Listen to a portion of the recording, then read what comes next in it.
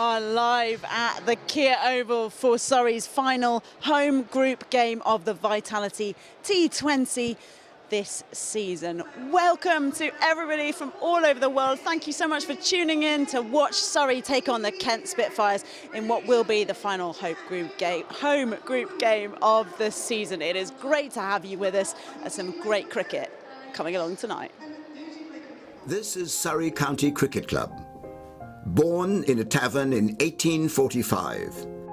The symbol of Kennington, we've seen London grow around us.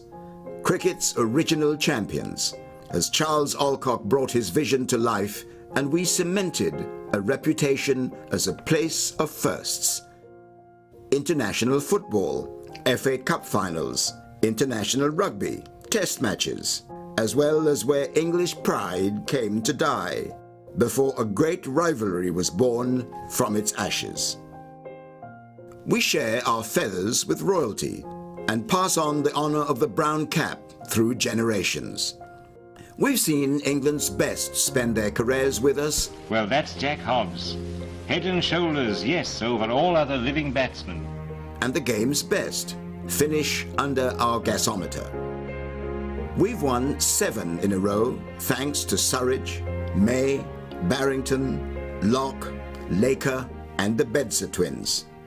In fact, we're well known for our famous siblings, but there's always been one family who've stood out. We saw the West Indies grip a nation on our doorstep, and a pioneer set records galore in the women's game. The end of the century brought a fresh take on Ik Dien, as Holyoake and his England teammates transformed us on the pitch. The changing of the oval skyline brought the greatest of finales. There it is. England have regained the ashes. And an era of final test triumphs. Alistair Cook has done it. A century in his last. Well played. On our way to our own red ball century. We're one half of the game's oldest rivalry and its only London derby. Can you clear the pavilion? Local players are always the lifeblood of our side. But the world's best are attracted to us too. We've come through tragedies.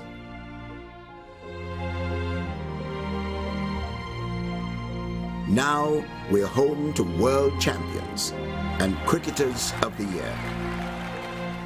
175 years have passed. There's much more to come. This is Surrey County Cricket Club, heart of London, pride of the county, the grandest stage in world cricket.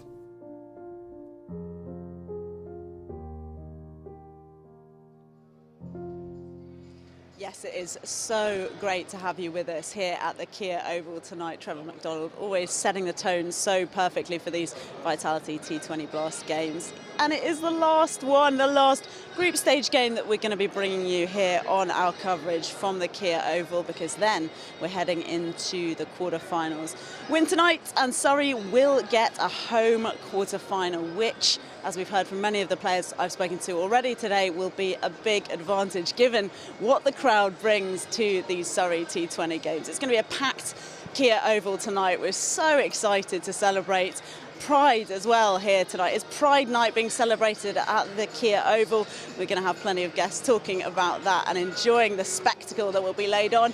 We've also got a chat with our commentators. We'll be speaking to a couple of the players, and one of the guys who is very, very special to Surrey County Cricket Club will be joining me in a few moments. But first of all, let's get a sense of what's likely to be coming up in this game against Kent Spitfires. We have working with us tonight, we have back in the team Sam Curran, who is away for those couple of games. The defeats that left the unbeaten run of Surrey, unfortunately, since we went away from the Kia Oval. We have Sam Curran with us again, and he spoke to me earlier. Sam, good to see you. Congratulations on the 2 England call-ups. How are you feeling about it?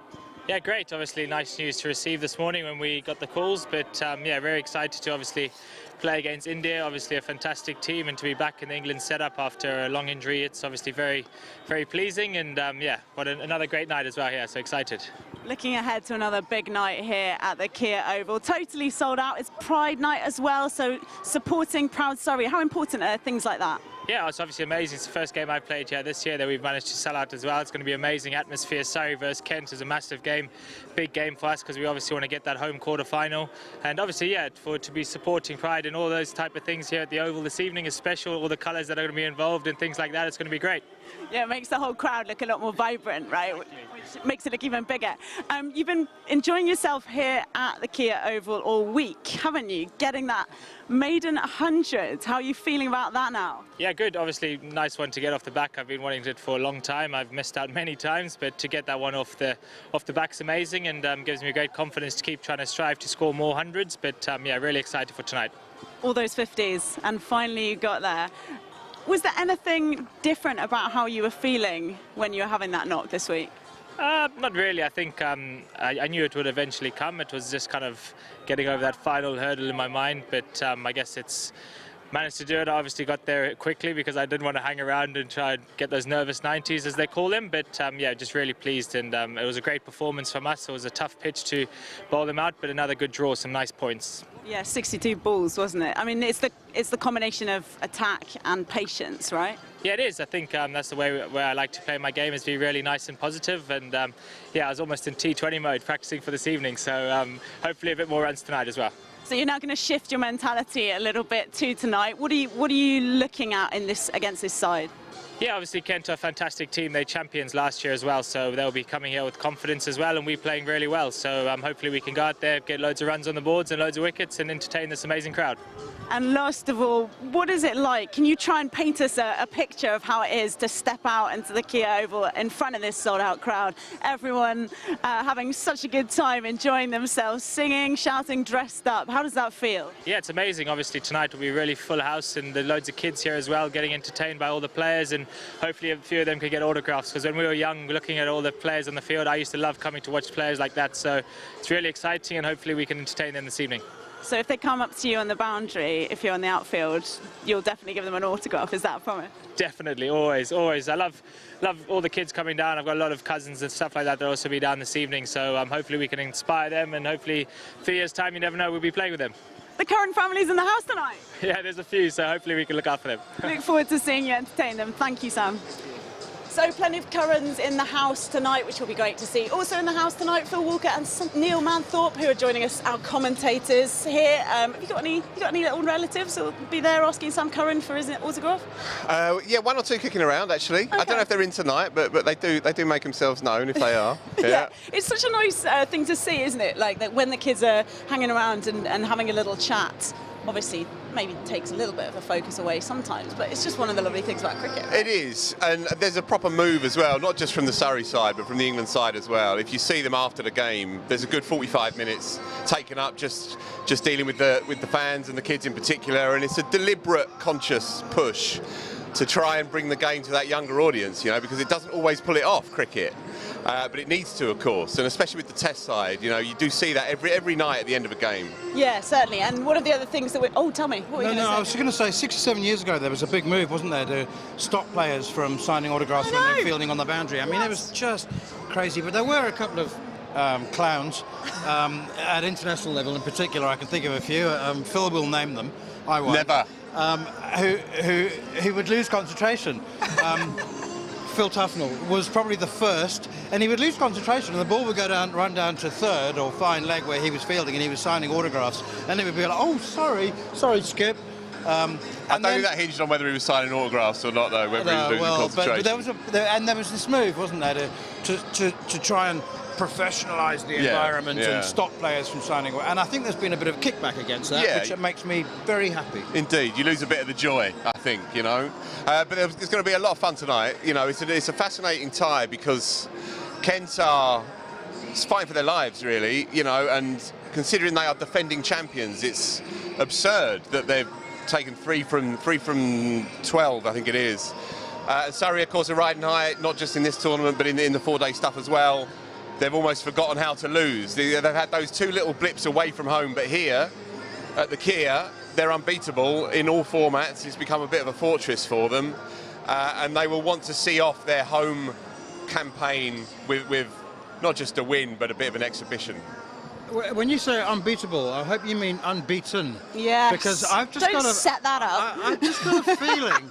I don't know why, but you know, I mean, as you said, Kent have only won 3 out of 9, but they did win their last game. They chased down 159 against Sussex, and they've got some quality players there. And I mean, Surrey need a point, don't they, to guarantee a home quarter-final, yeah. which is massive. I mean, well, none of us doubts that they will actually earn that point. Maybe not tonight, but I think Kent are dangerous, as you said, defending champions. They've got too many quality players not to pose a threat. Yeah, you're right, and they played a 4-dayer here earlier in the week, Kent, and they came out of it with a very credible draw. Daniel Bell-Drummond, who's a fine player, made a couple of hundreds. Joe Denley made runs. He's in this side tonight.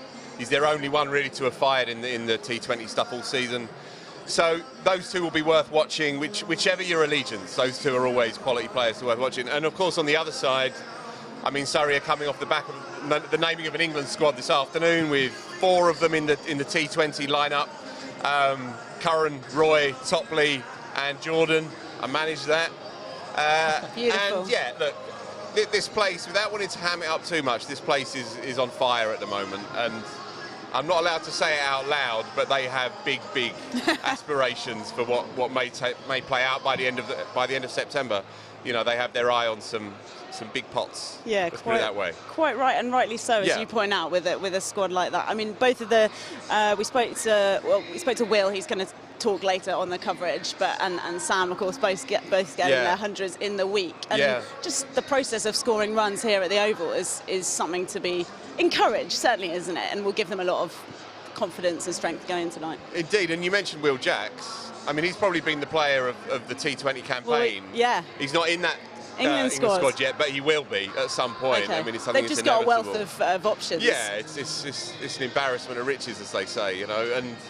And look, Will Jacks' time in England colours will come, but in the meantime, he just comes out there and strums it for Surrey, opening the batting up here. And yeah, the depth of quality in their squad is the envy of the whole of the English game at the moment. I just want to state a very, very obvious thing, which is that all the speculation in the media and amongst fans about who Surrey would like to avoid in the quarterfinals is exactly that. It's speculation amongst the media and fans, because the idea that the players have even given a thought to who they might face in the quarterfinals is complete nonsense. Obviously, they might like to avoid the Birmingham Bears. Well, this is, I mean, we can do it. We can say of course. it. You're not So, as I know, you're not currently opening the batting for Surrey. No, there's still time, so you can speculate, okay. There's still time. I didn't know this was a plot twist. Yorkshire are in 4th place at the moment in the North Group, right? And if they kick, then they're a very difficult side to beat. Lancashire are up the top, so it's unlikely that I think Surrey would meet them, but you know, a couple of reversals. If Surrey lose here and they just scrape home in their final game, then you never know. They could end up 3rd, and Lancs could fall away as well. They'd want to avoid Lancs, who are probably the strongest side in the North Group, and Yorkshire are always a threat. But look, as Neil alludes to, it doesn't matter who they face, because the way they're playing at the moment, they'd fancy they'd take anybody down. And Derbyshire? I mean, how well are they playing at the moment in the last month? Yeah, Derbyshire's the story of the season. You know, if you're looking for an underdog story, Derbyshire's the story of the year. You know, they were in all kinds of peril last year, and they got a new coach in, Mickey Arthur, legendary South African coach. He's seen it all before. He's brought in a couple of good overseas players, and they are competing across the board. You know, so that would be a classic kind of, dare I say it, David and Goliath kind of game if Surrey end up facing Derbyshire. Be a big gig for Derby to come down here and to pull that off. But look, we can discuss that down the line. It's still all up for grabs. But one thing we do know, that what's riding on this, aside from a little bit of Southern Derby pride, which can't be underestimated, by the way, is Surrey need a point tonight. They need a point tonight to relax going into the final game, because as Neil said, it's a big deal to have a home tie. You see the atmosphere that this place generates, and they need that. Yeah, last thing, in fact, before we let you get settled into your commentary box, get the champagne brought in and the grapes, as I know you always have on your rider. You're not going to make a comment on this, by the way? This is what we're going to say. Tonight is Pride Night at the Oval. This is not your standard jacket, is it? You'd be surprised, actually, Kate. Oh, okay. No, No. Especially. I bought this at Glastonbury a few years ago, we've right? gone a bit exuberant. We have, anyway. Neil, what happened to did you get the memo? I did get the memo, and I packed like a month ago.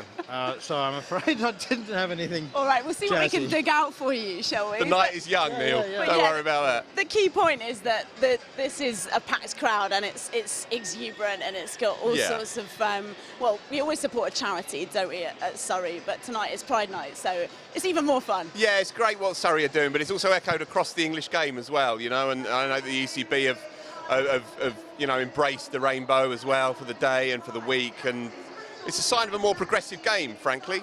You know, it's not always renowned for that, is cricket traditionally, but it's a sign that people are opening up their hearts and their minds, you know, and it's a good thing. Of course it is. Lovely stuff, guys. Well, we look forward to having your commentary on this one. We're going to get a chance now to just look at a couple of highlights from the last home game here at the Kia Oval, and it was bloody brilliant. So Surrey got the first opportunity with the ball, and it didn't take long to get in the book. Smead picking out Will Jacks in the first over. Did Moriarty an early breakthrough. Smead, an important man for the visitors, and just as it was about 2 weeks ago here, Jacks in the game immediately, herring around on the mid-wicket rope. Banton looked to reverse from the get-go. A couple of times he got it up and over the top of backward point.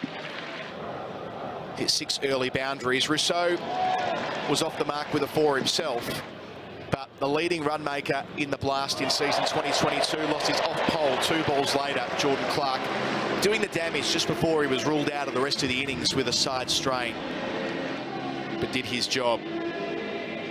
Bang. That feels good. Up and over the top. Banton and Abel put together a pretty useful partnership worth 46 towards the end of the power play, both looking to play that scoop and lap shot, taking advantage of the fact that third and finally were inside the circle.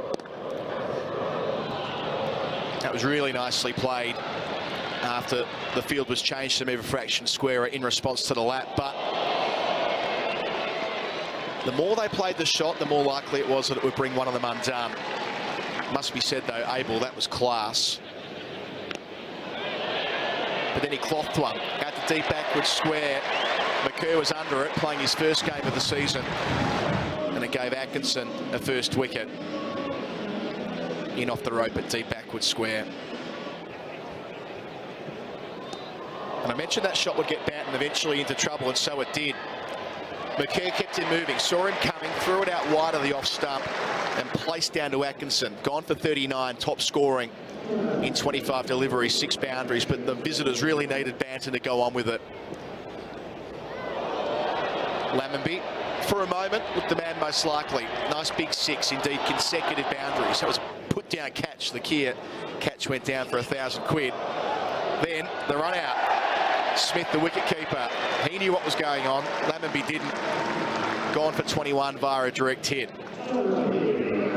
See there, the deflection off the pad, completely lost the ball. Then, yes, no, yes, uh-oh. Bang, middle stump.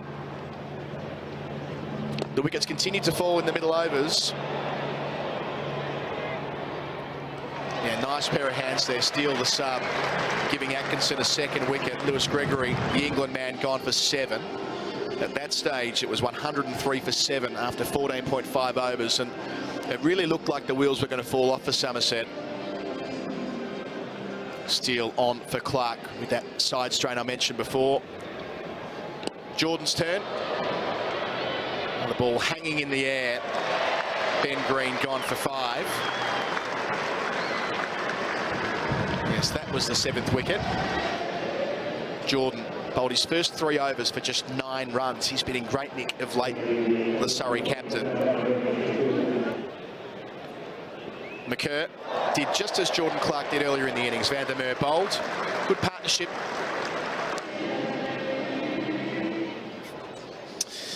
Well, Surrey was set at 145, and truth be told, very few in this ground, and there's a great crowd considering the difficulties we've all had to get here. Expected the drama that was to occur.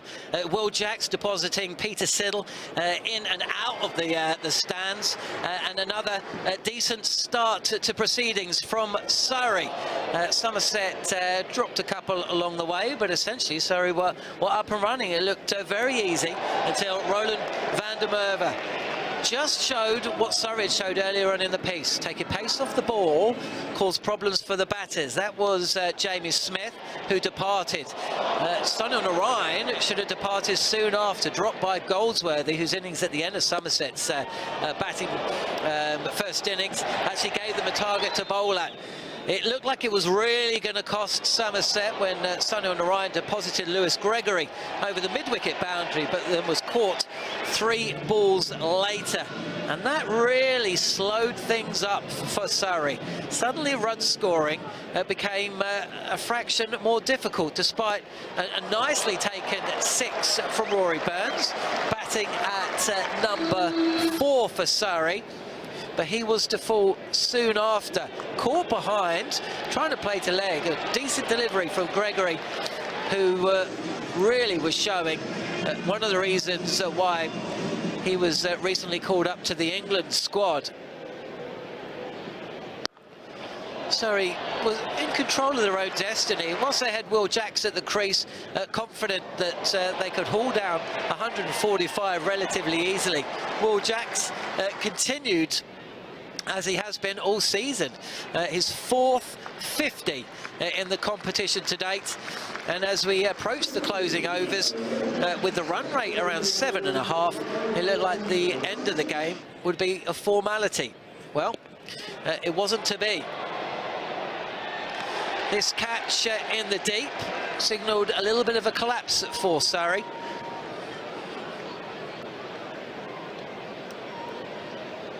And with wickets falling and runs scoring difficult, despite Chris Jordan, who came to the crease ahead of Jordan Clark, who picked up an injury whilst bowling earlier on in the piece. It looked like the pressure was back on the home side, until Will Jacks deposited another huge 6 into the upper tier. Game over, we thought, as another boundary was found, this time by Chris Jordan. Final ball of the penultimate over.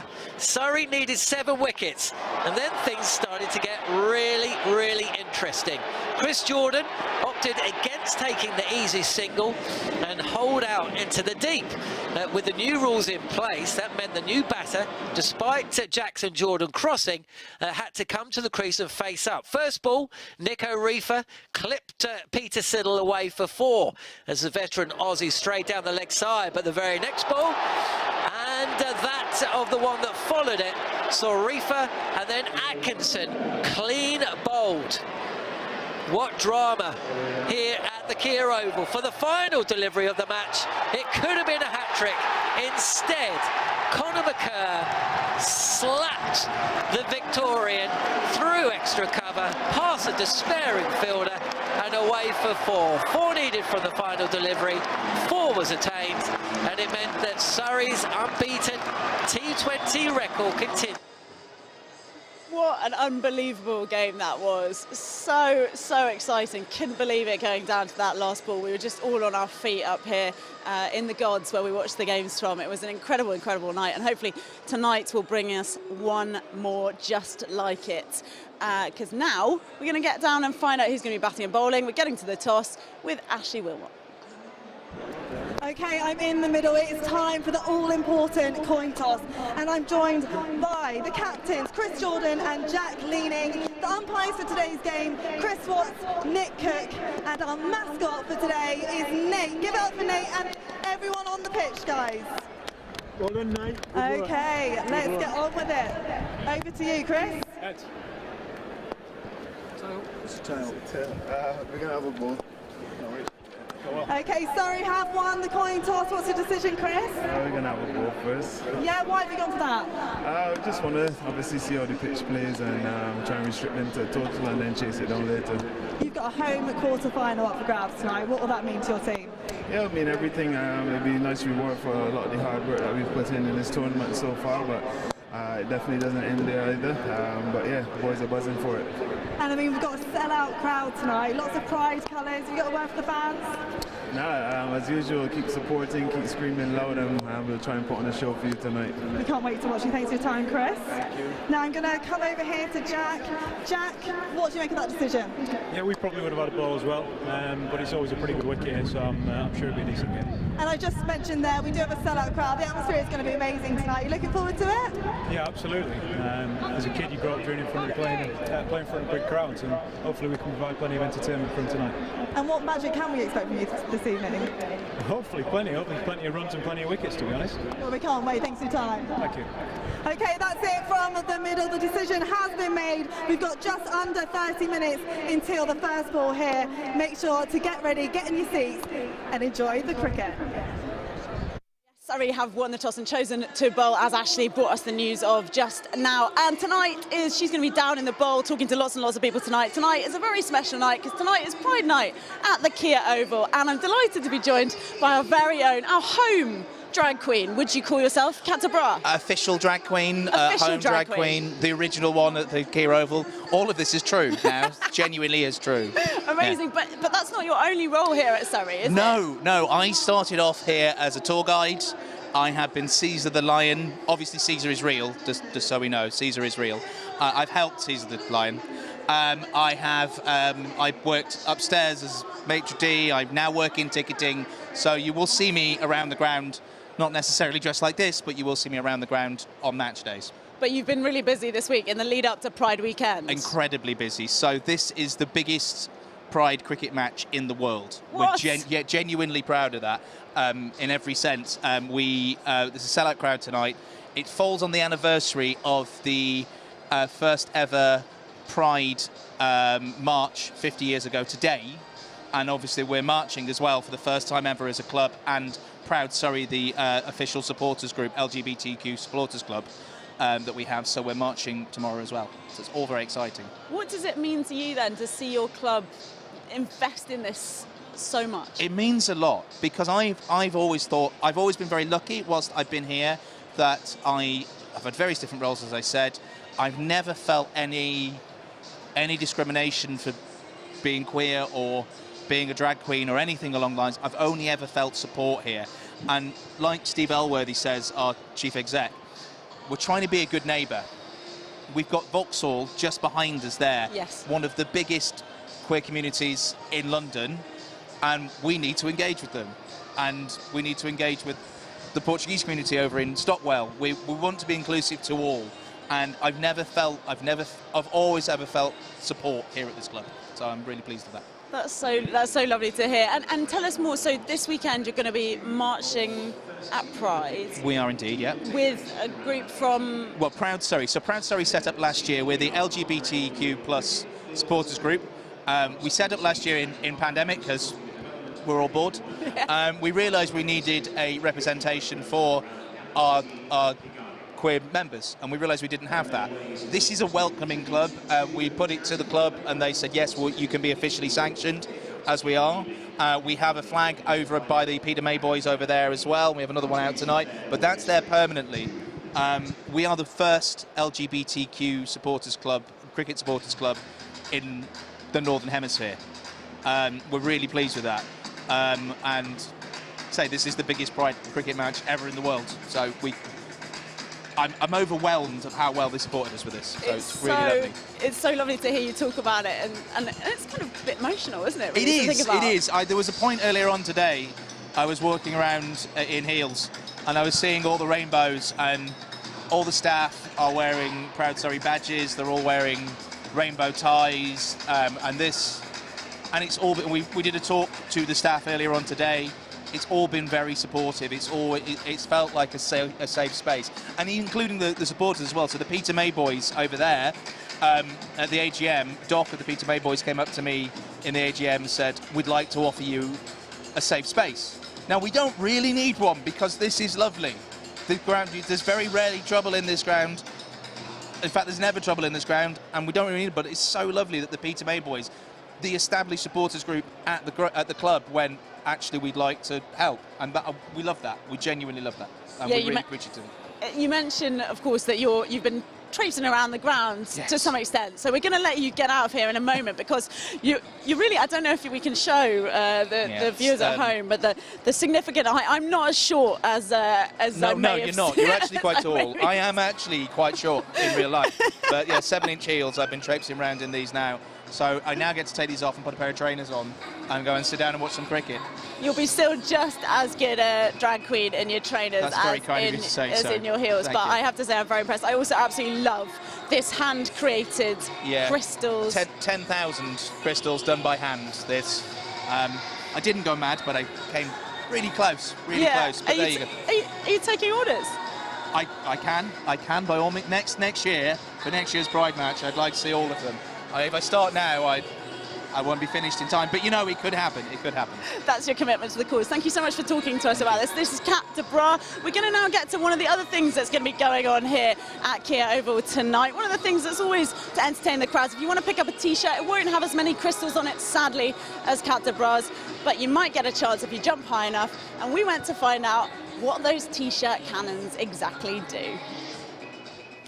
It is a sold-out crowd here at the Kia Oval tonight. And one of the things that really gets them going in amongst the Kia High Catch, where you could win £1,000 if you catch the ball that's hit off a six.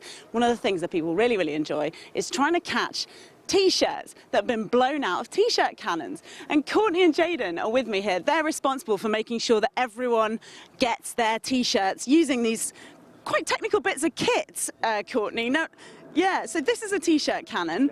First of all, if I'm up in the crowd wanting to catch a T-shirt and I catch your eye and I say, I really, really want this T-shirt, will you aim it at me, or are you just indiscriminate at where you're shooting them? It depends. If you're loud enough, over and above the rest of the crowd, then yeah, if you catch the attention of myself or one of the other T-shirt cannon firers, then yeah, for sure, I'll get to you. So it is possible you are aiming, you're trying to get it as high as you can sometimes? Yep, as high as you can, especially if it's a full crowd, seated crowd, just to get the anticipation up and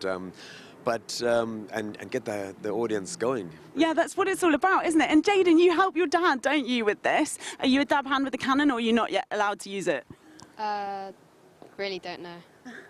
You're not allowed to. Is it Dad protecting him from the heavy weaponry? Yeah, so we get a handful of kids as well that come in and hand out or throw T-shirts to the crowd. So we've got the Kia car that we follow, both the T-shirt cannon shooters, and some privileged kids that do get a chance to throw T-shirts into the crowd behind us. So that's what Jaden will be doing today as well with a few other kids. And yeah. Awesome. Sounds a lot of fun. Will you quickly, now me and Ashley are here to have a go at this ourselves. Will you show us how to do it? Sure. Okay, so just a bit of a press down on that lever over there. Just build up the gas that goes in to the cannon, and then you've got the trigger that basically, when you pull it, it pops up off into the crowd. So it's about how much gas you can get out into the cannon. All right, Ashley, if you watch that, does that all make sense? Yeah, I've been warming up, Kate. I've been waiting to get my hands on one of them, to be honest. I think it was a good fun. So what's the plan for us? Is this a competition again after the... We love a bit of healthy competition, don't we? Yeah, I think so. So we've got three tops on the chairs. The one closest to us, 1 point. The black T-shirt, 2 points. And the one right at the back, the blue one, is 3 points. Got it in you? Okay, yes, definitely. Right, so we get two T-shirts each, basically. We've got a few more. Oh my goodness. We'll do 3. This is a big challenge. Yeah. Okay, Courtney, we need to borrow your gun, your cannon. Right. Go for it. Do you trust me with this? Certainly. I've given you a bit of a run through, so hopefully no windows breaking, no breaking of windows, please. All right, thank you so much.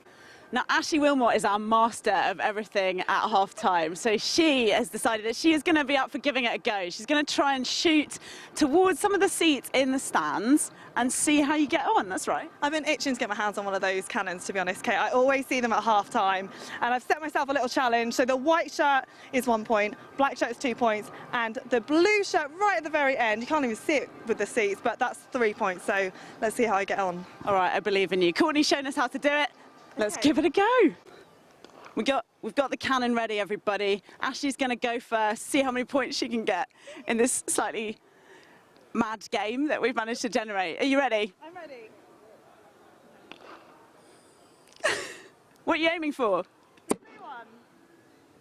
Oh, I was miles off there, Kate. See if you can do better. Okay, I'm going to go next. Yeah? Or do you want to do all of yours in a row? In a row. She's a true natural at this, Ash. You can see why she's the one entertaining the crowds. That counts. Does that count? Yes. That counts. Courtney says it counts, so it counts. Okay, so that's 2 points for Ashley. Third one, lining it up. Getting serious about this. So as you can see, it's actually quite a technical challenge, and I feel like Ash has really risen to it today, as have the guys, Courtney and Jaden, making sure that everyone who wants a t-shirt gets their hands on one. Make sure you do, and I'm going to head out now and try and get hold of one for myself. It's not just about opening the batting, it's about shooting the t-shirt cannons and making sure everyone gets their t-shirts if they want one. That's what it's all about. But if you do want an opening batter, well, we've got Will Jacks, and I spoke to him earlier. Here he is. I think you left a bit in. Did you not leave a whole load in that VT that didn't make... Yeah, it's been obviously brilliant so far. We're top of the league. We've won 9 out of 12 games, so can't really complain there. And I'm just happy to contribute to wins and try and obviously score as many as I do personally. So it's nice I've been playing well. Hopefully continue it for the next few games. Yeah, you certainly have been. And you've also been taking that form into red ball cricket as well. Can you tell us about the game in the week? Yeah, it was a pretty long game. Obviously, 4 days, same as every other game, but it felt long. Nice personally to get 100, which has been a long time waiting, so that was nice, but it's pretty frustrating at the same time. We fielded 2.5 days and we couldn't quite get over the line. We played some really good cricket, so we felt like we probably deserved to win, but we didn't quite do it, but that's cricket. Only the second time 4 Surrey centuries have been made in a single innings. What was that like to be around? Yeah, it was. We didn't really think about it, and then we saw the scoreboard at the end of day 2 and saw there were 400s on there, so that was a pretty nice surprise. But it's always great to see guys getting 100. Obviously Ghetto got his first championship 100, that was absolutely brilliant for everyone to watch, and everyone celebrated Sammy's like it was their own 100. So there's a really good buzz around the team, and everyone getting 100s there was really great to see everyone else happy for each other. Quite a different challenge then tonight, a massive sold-out home crowd. Are you looking forward to it? How are you feeling? Yeah, sold-out games are always amazing. I think this is our second one this year. I'm playing Kent, so we always have good games against Kent. They always go down to the wire, and it creates a good atmosphere. We've got to win, obviously, to secure that home quarter-final, and we're really looking forward to a good night. How important would you say that is to get the home advantage? It is important, but that doesn't mean by any stretch that if you get it, you're guaranteed to win, obviously. It's still a game of cricket. It's just nice to play in your home conditions. You know what the wicket's going to be like. You kind of just feel at home and comfortable. So it's not the be-all and end-all, but it is nice. Looking forward to it. Thanks so much, Will. Cheers. Good luck tonight.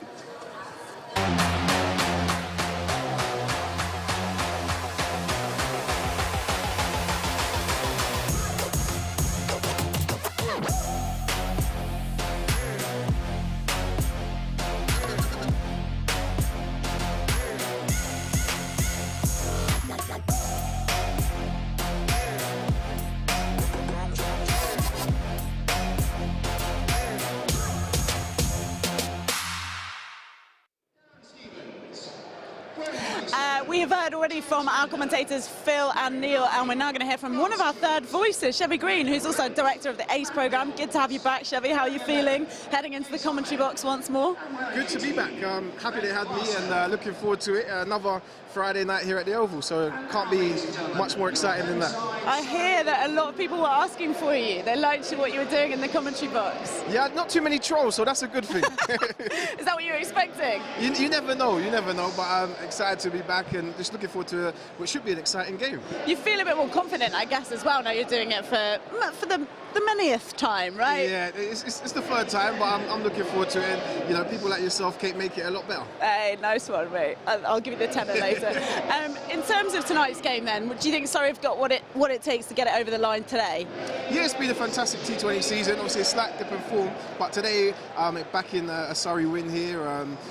Big sellout crowd, and bowling first. It's been a good formula for them at times, so hopefully that will continue today. Yeah, what do you make of the crowd? Everyone seems really, really up for it tonight.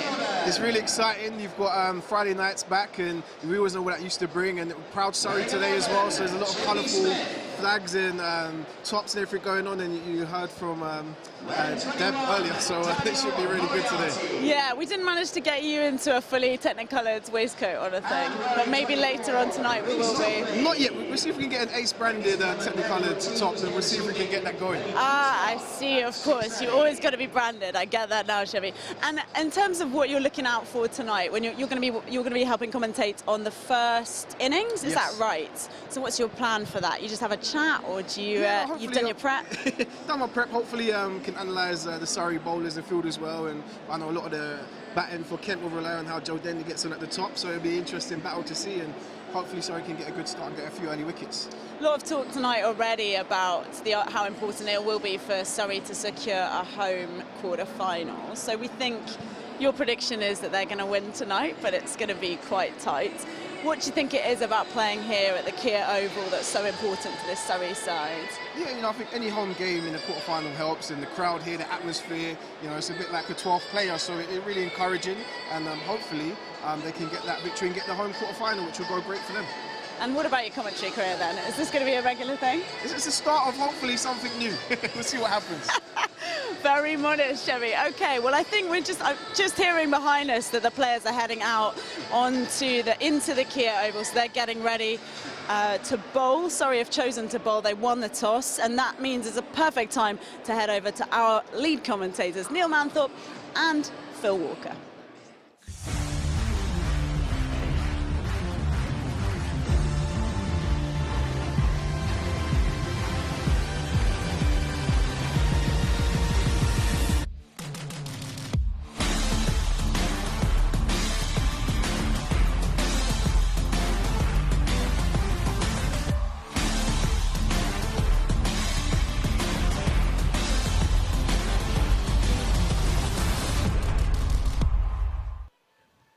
Thank you very much indeed, Kate Mason. So it's top against bottom.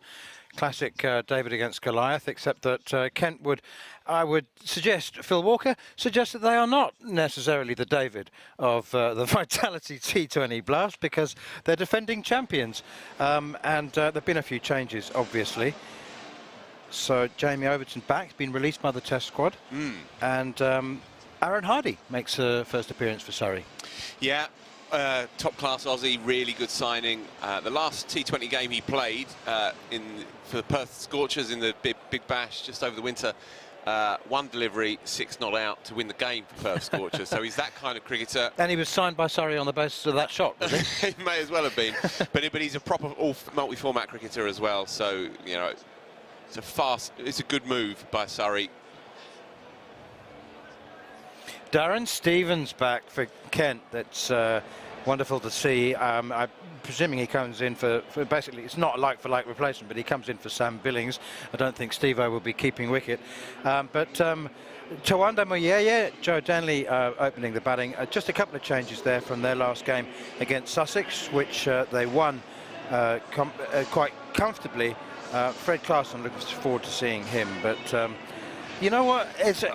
I mean, Surrey, on the face of it, have the most to play for. They need a point for a home quarter-final, but teams can go one or two ways when they're out of the running, can't they? They can either start throwing in a couple of youngsters or lots of youngsters and not necessarily caring about the result. But the selection of the Kent Spitfires says to me that they want to do everything in their power to win their last two games. Yeah, absolutely. And if you come here to the Kia Oval, then it's incumbent upon you to put up a show, and nobody comes to the Oval and plays half-cock cricket. Right? You can't in front of this crowd. Exactly that. The atmosphere dictates that. Yeah.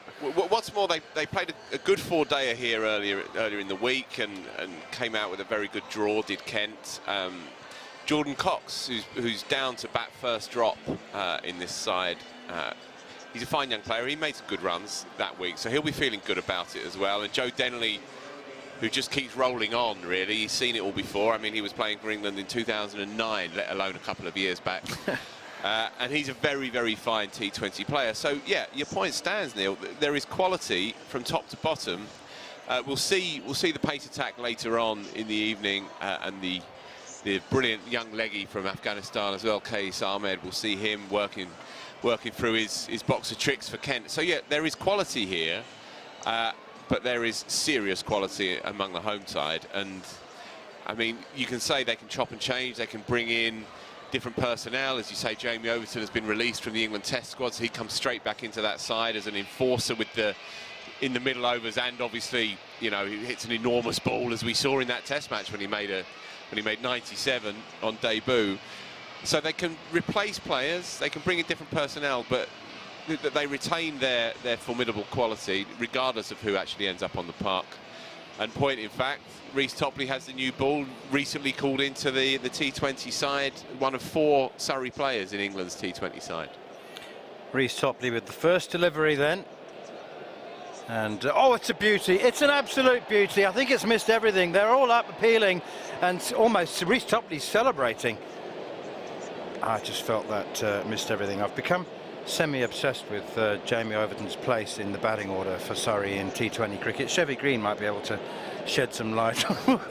he's batted 5 and scored runs, and he's batted 9 and 10 and hasn't made an appearance, Chevy. Welcome. It's good to be back. Nice to be back with you boys. Yeah, Jamie Overton, he's having a world of a time at the moment, just as he recently got on the England duty. Oh, first runs. Thick inside edge, I reckon. It's good to see the Surrey contingent coming back together a bit. A few players were out before, and the strength of the squad is good to see it improving. Do you know much of Aaron Hardy? No, I'm not going to sit here and say I do, but I'm not too sure. But just listening to you there, I'm sure he must be a friend of Mr. Evans, of his time at Perth Scorchers, coming off a big bash win. Another good one from Topley, getting it to go both ways. Great bit of shape. Early impressions, Neil. It's quite a green track. Quite a green track for the oval. There'll be definite seam movement initially. Of course, the white ball doesn't do much, and if it does, it only does it for a short period of time. But already you see that Reece Topley's got a couple to go away, as well as that break back in the first delivery. Going to get a bit of purchase initially, I think. Oh, hello. Tawanda Muyeye with the very early lap scoop. Whew.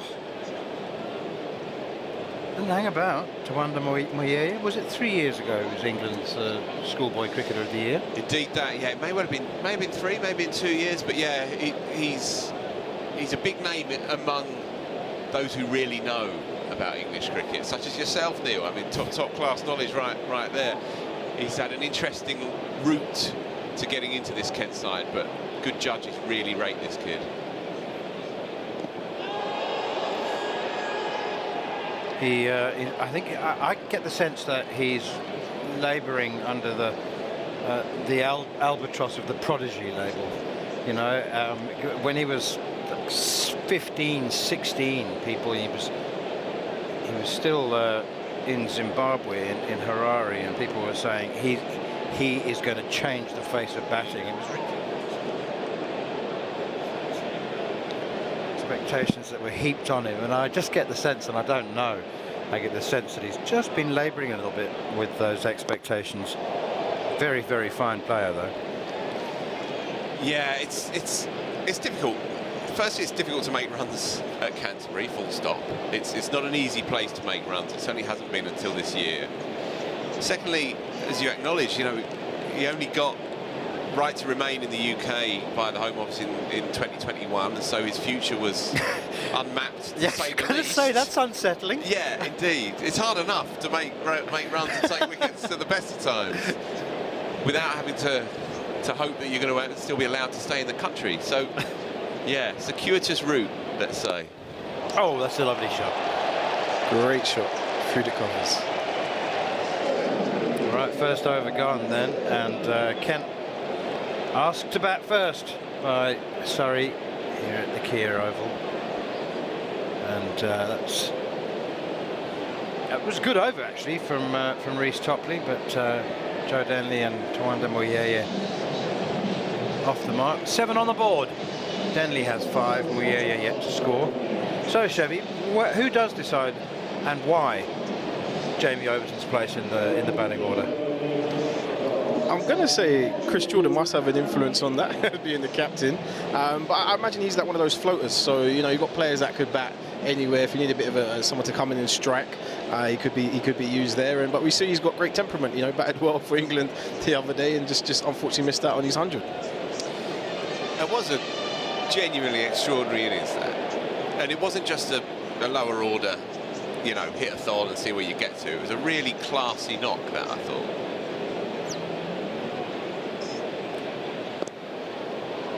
Second over begins and immediately flicked away for a single. Getting to see Hardy very early. So, Phil, is he ostensibly signed to replace Curran Pollard? Yeah, I don't think he'd have been called up without that. Obviously, Pollard, unfortunately, is out for the duration of what's left of this tournament. But he has similar components. You know, he's an all-action cricketer. Aaron Hardy, Surrey's new signing. We were talking about this a couple of weeks ago when I was last here. There's this perception that Surrey are big overseas signers, go for the big stars. And in fact, they produce more homegrown players in their academy than virtually anybody else, so I'm told. I haven't done any research, forensic research. Trouble! Trouble! Denley's gone. Straightforward catch. Sam Curran. And Aaron Hardy strikes. Not a bad way to start your T20 career. Sorry, that wicket in the first over. Yeah, it was well bowled as well, wasn't it? Dug into the pitch a little bit. He's got a kind of heavy ball quality to him by the looks of it. Not expressed quick, but quick enough to inconvenience the likes of Joe Denley, who's a classy player, but he's lost his shape on that somewhat. Yeah, and he just inauspicious shot, I think it's fair to say. just saw his movement, followed him a bit, and it nipped a bit off the pitch. And he did follow. Just wasn't really in the best position. We haven't mentioned the pitch actually, which looks green. Green. I was going to say, unlike the whitish straw-coloured pitches that we associate with the Kia Oval. Problem with the mower? Maybe there's a bit of influence there with home quarter final on the line and bowling first. Yeah, I think you might be onto something there, Chev. And a slip in. Good start though by the rookie. Yeah, so he was with Australia A out in Sri Lanka when the gaffer made the call. And when the gaffer calls, you come running, right, Chev? You definitely come running. I don't know too many people to turn down the gaffer. No, indeed. And as we say, he's not just been acquired for the T20 campaign, but for the 4-day stuff as well. And immediately you can see why. Firstly, he has very good numbers across all the formats. You can see why Surrey are very interested in him just from these first few deliveries. Oh, what a shot! My goodness 6 me! pieces, how quickly did he pick up the length? Tawanda Moyeye, sweetly timed. Gutted, he showed £1,000 there. Oh, and so we begin. begin. You had 2 hands on that. Yeah, so we begin yet again. The patrons of the Kia Oval, butterfingers when we were last on comms, Chev. Do you remember? I do, especially down at this end at the JM Finstone. That is some shot, by the way. That's a long boundary. That's a long boundary, yeah. That's a fabulous pickup. Funny thing is that he's played a pickup with an almost straight bat. Normally that bat would be about 45 degrees, and he's just flicked it away. Brilliant piece of timing. Yeah, if he gets a few here, it'll be well worth watching. 2 very good young players. As I mentioned, Jordan Cox as well, who started his professional career in a hurry, let's say. Made some good runs here earlier in the week. Nearly everyone made some good runs this week. Did you see much of it, Chevy? I didn't see a lot of it, but I saw the scores. Yeah. I saw the scorecards, and like everyone was getting a nice 100, especially the first couple of days for Surrey. And then Kent and DB, Mr. Belldrummond, followed up with a century in both innings. So. Yeah, consecutive tons. He's a fabulous player to watch. He's quite unorthodox, is Daniel Belldrummond. He hits the ball in peculiar areas. But you can absolutely see why good judges continually mention him when you're talking about players who have been unlucky not to have. He's definitely in that cap. Definitely in that category. You know, should have. Yeah, batting at 3 deserved now the as well. cap. I think by now. I agree. Batting at 3 now for Kent. Might have half an eye on maybe going back up to open. Very confident shout, but only from Reece Topley. Maybe pitched outside, Neil, possibly. Yeah. Well, look closest to me, I have to say. Yeah, depends how much swing and how much bounce there was. I suppose. I mean, he certainly has the ability to, and regularly, to swing the ball back into the right-handers, but given as a leg by, so certainly no inside edge. No one seems unduly fussed. No. We move along. Fast bowlers can get very frustrated if they're not supported by the wicketkeepers, can't they? They can be like, what's wrong with you? You lost your voice. You always rely on them to help sell it as well, don't you? If the keeper doesn't go up, the umpire's not going to be interested too much. And if he has taken a step down the leg side, get back straight. Yeah.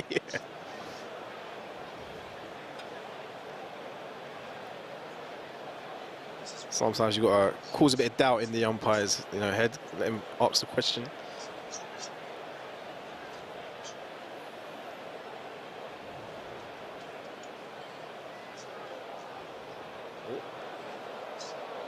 The run down to third man, he didn't know much about it. Bit of football skills there from Mr. Topley. Not a bad little touch. It's actually bounced, hasn't it? It's gloved. Yeah. He's a handful, is Reece Topley, on any track, but a track with a bit of grass on it and a little bit of nip, that new ball, he's a real handful. International quality white ball cricketer is Reece Topley. So he's another player who's had a fantastic start to the season, and he's continued well, and like you mentioned, got a call up again, so hopefully he'll do very well. Yeah, and bowling good red ball stuff as well, which we thought might have been not an area that he was going to go down, but it's shown that he has ambitions here, and I think he's been, well, he was saying to me actually at pre-season that he's been reinvigorated since he's joined Surrey, and he's got those injuries, touch wood, he's got those injuries out the way. He's obviously had some terrible runs with injury in the past, and I think he'd lost a little bit of love for the game as a consequence of those injuries. He's back, he's fit, he's being well managed as well, he's not being over bowled, and the sign of that is that he wants to play red ball cricket. Shot. That is a beauty. Lovely shot. Didn't swing. It went straight on from Topley. Bowled full. Suspected he was looking to swing that one back into the right-hander. Great balance on hands there, just hitting through the line of that. So the talk, I wonder whether the talk about Topley playing only white ball cricket when he came back from injury was actually, I wonder if it actually came from him, or whether it was just people speculating that like a lot of previous fast bowlers who've struggled, he might just concentrate on the white ball stuff.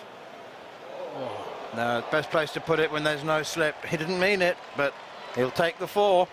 So no risks on that, Neil. Kent Spitfires put into bat first, 27 for 1 after 3 overs.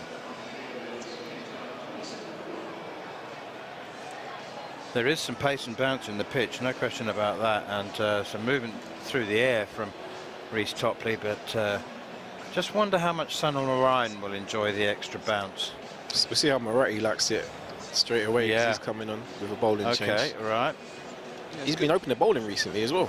Yeah, it's good to see. He's a very fine, well, he's a good multi-format bowler, but you can understand why they like him, particularly in white ball cricket. He's got a bit of height, and he drives it into the pitch. And we see time after time, year after year, left-arm spinners, they're tough to get away in this form of cricket.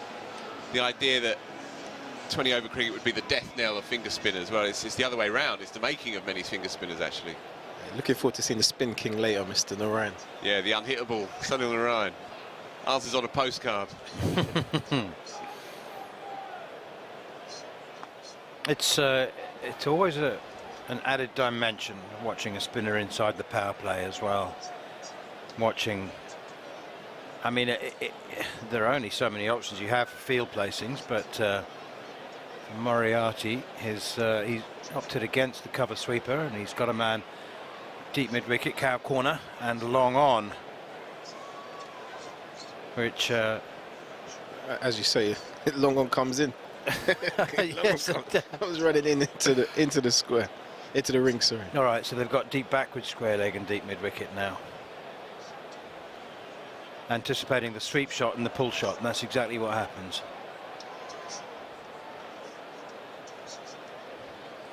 I suppose you'd have to say very full and straight. Yeah, you have to have good control as a spinner bowling in the power play. Like you said, there's not many fielders out, so you have to keep it under wraps. It used to, years ago, it used to be a point of some conversation and admiration when you could see clearly that the bowling side had done their research on the individual batsman, and they know that Muyeye is a sweeper, and Jordan Cox likes to hit down the ground, and so they changed the field accordingly. And the bowling, the line rather than the length, that's just a poor delivery. He knows it, he's dropped it short. Nobody on the cover boundary, that's a free hit, and the only disappointment there would be the batsman who didn't hit it for 6. Yeah, you don't tend to miss out on some of those freebies. But you're right, Neil, you know, a lot of preparation goes into the game these days, with the coaches and analysis looking at where batters tend to hit the ball and where we would counteract that in the field. So there's so much time spent on that. It's a crucial part of the game where you can save the boundaries.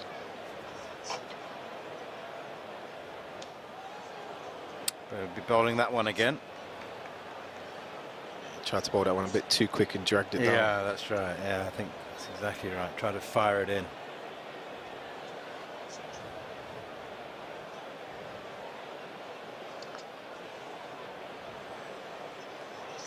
And now we play the double bluff. Muyeye knows the field is set for his sweep, his variety of sweep shots.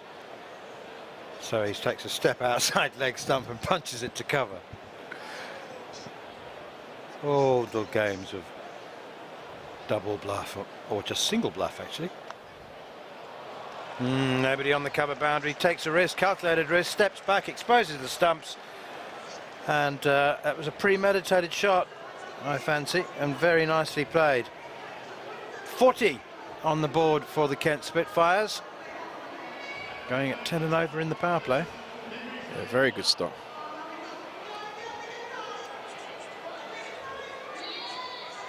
Yeah, not the best start for Dan Moriarty, but he'll come back strong, no doubt. Yeah, I'll be surprised if he gets another over after that. But again, they like to mix it up in the opening 6, don't they? They like to.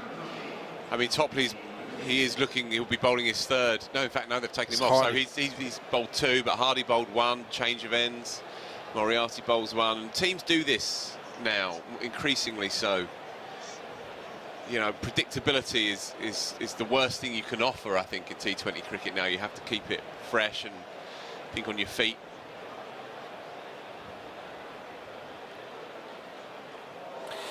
I'll tell you what, the Surrey boys won't have seen very much of Aaron Hardy, and they haven't seen him in a match situation, but they would have liked the look of that first over. He bowls a little brisker than you would get the sense from his run up, and you know, the ball seems to hit the bat hard. Clearly a thinking cricketer as well. He won't know the opposition particularly well, but oh dear, no, he's got the length wrong. Oh, that's a brilliant pickup. The second one he's played to one under Muyeye. Amazing shot. How far's that gone? That's huge. That's nearly gone out the ground. That has nearly gone out of the ground. And it's a gentleman in the very last row, the very last row, who just, I think, thought he was in with a catching chance and £1,000. But has he pushed it onto the road? He's definitely stung him there with his fingers, you can see. We've seen 3 shots now by Muyeye that have confirmed why people are so excited about the kid. That last one was a world-class shot. That was gorgeous. There's now 2 pickup shots off the front foot, in effect, really. He keeps that boxer stance, if you like, so you can go forward or back without having to do too many dramatic movements, and he's helped it on its way both times. But also that straight drive as well. 3 signs of real class. 3 4s and 2 6s from Moyeye. That's a wide. Or it's not a wide, actually. It looked like a wide to me. Yeah, standing on off stump. Give him the benefit just. It's a marginal one, but look, his figures. If our Surrey fans are wondering what Aaron Hardy is going to bring to this team, well, his figures speak for themselves, really. He's just getting going in first-class cricket. He's only played 12 games for Perth, but he's averaging 50 with a couple of hundreds already in first-class cricket, and 25 with the ball. Gorgeous. Beautiful hands again. Gorgeous He's got great shot. control. 31 off 15 balls for Tawanda Moyeye now. He's a phenomenal talent. Just guided that really well. It's just superb, isn't it? And it's guided it off the top of middle. Fantastic wrist play. So his hands are really amazing. Did you know much of him, Neil? Did you know the name? Obviously, you know, you do a lot of your work in South Africa. Yeah. No, I from the age of 15, I thought, oh, stop it, everybody. Yeah. Just stop it. Just let the kid enjoy his game.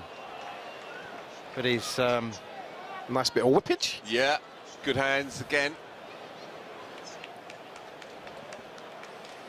Yeah, look, he won't be the first young batter, top-order batter in particular, with talent, who's found the transition to the gnarly old world of county cricket a tough one. We've seen it with some very, very good players. The path is never smooth. The trajectory is always rocky and bumpy. We've seen it with some fine players. And if he's struggling just to get used to the rhythms of county cricket, then that's entirely to be expected, I think, at this early point in his career.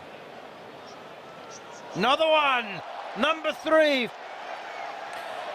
Oh. This time it's Jordan Cox getting in on the act. Another catch goes down. Another £1,000, courtesy of Kia, is spurned.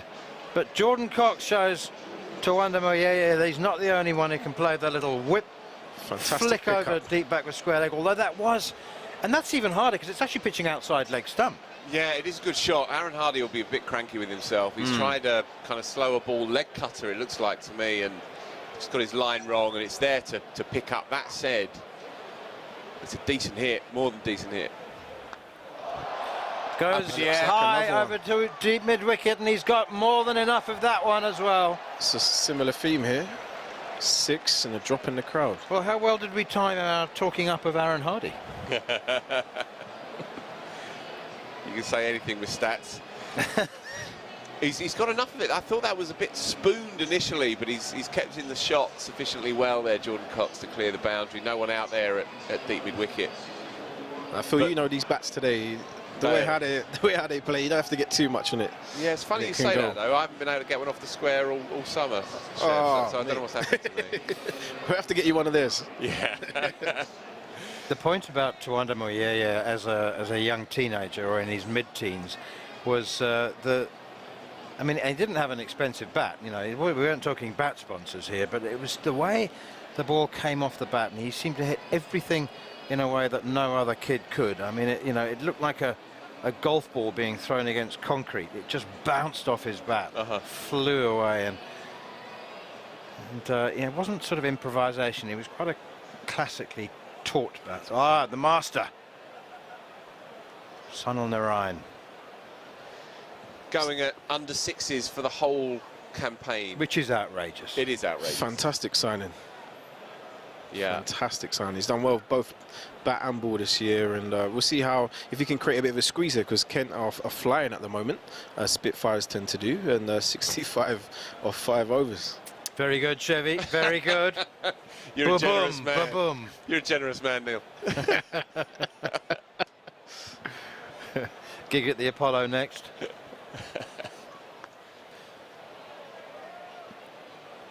Got to keep my options open. You never know how long Ebony's going to keep me around for. I think you're onto a winner, mate. It's almost impossible to sweep him, Narayan, and yet he's not the biggest of chaps. And he bowls slow. Not. It's extraordinary how he does it. it's just that unpredictability, you know, that he curates it. And when you've got a presence of Narayan, that added to it, which way is it going to spin, left or right, the lengths, the speed, he changes it up. It's just, he creates a lot of doubt in the batter's mind. Can't really premeditate him too much.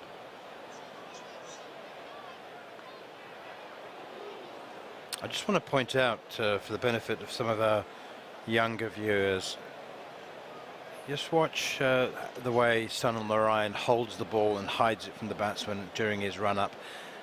Doesn't want to see how he doesn't want the batsman to be able to see how he's gripping the ball, so they only get the briefest second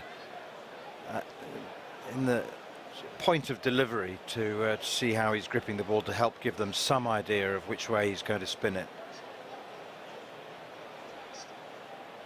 You sometimes watch the non-striker as well. He'll be looking, see if he can learn anything.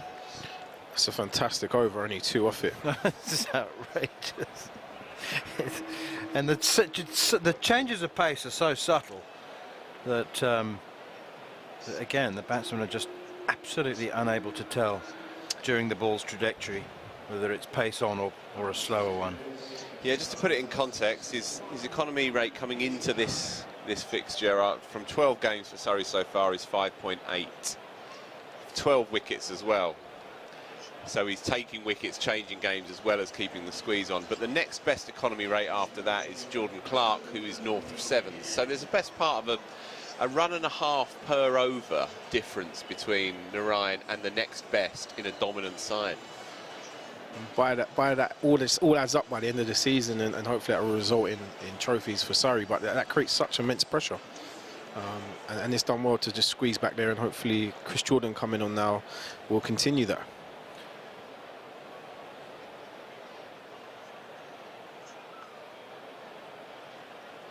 Slapped away. So power play done. Kent Spitfires 67 for 1. Amazing start.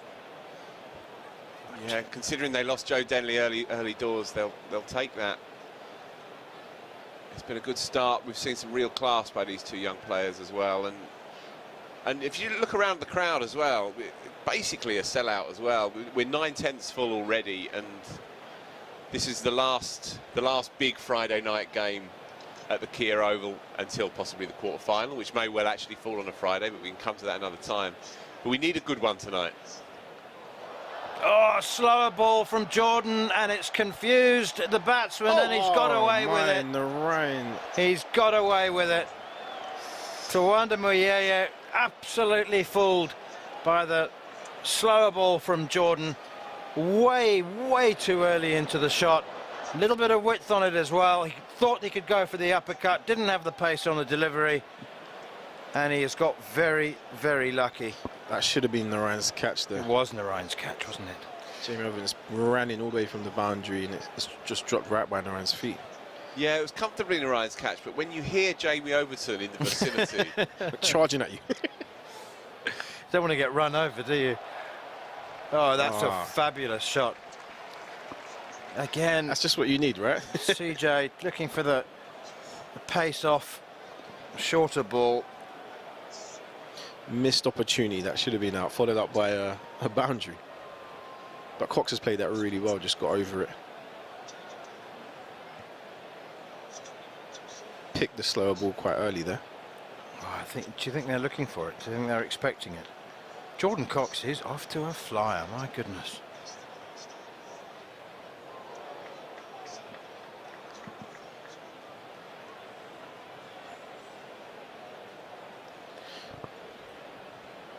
Cox has 26 from 10 balls.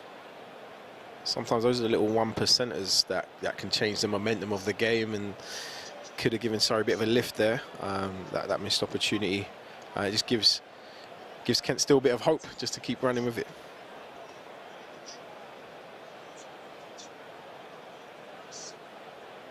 Tawanda Muyeye 34 off 24 balls. Now pace on from Jordan. It was always his greatest asset, wasn't it? The subtle changes of pace. World-class T20 bowler, and you know, another one that would be in the T20 squad for England, and you know, continuing his rich vein of form, and hopefully with he's shown his great leadership abilities here at Surrey, and that will continue with the England team as well. Yeah, I thought it was quite telling actually that he made that squad. It's a sign that Butler wants leader figures around him as well. In the post-Morgan era. Shot. Great game awareness, you know, from well, from both players, but Tawanda Moyet well aware that third was up in the circle, and you've got a couple of premeditated notions in your mind as a batter, don't you? And you know that any width outside the off stump and the uppercut is on. He was undone by the lack of pace earlier in the over, but no mistake on that occasion. And Moyet moves on to 38. But he's played those ones really well because they've been quite close to his body, and he's just used his wrists excellently just to lift it and pull it into the gaps.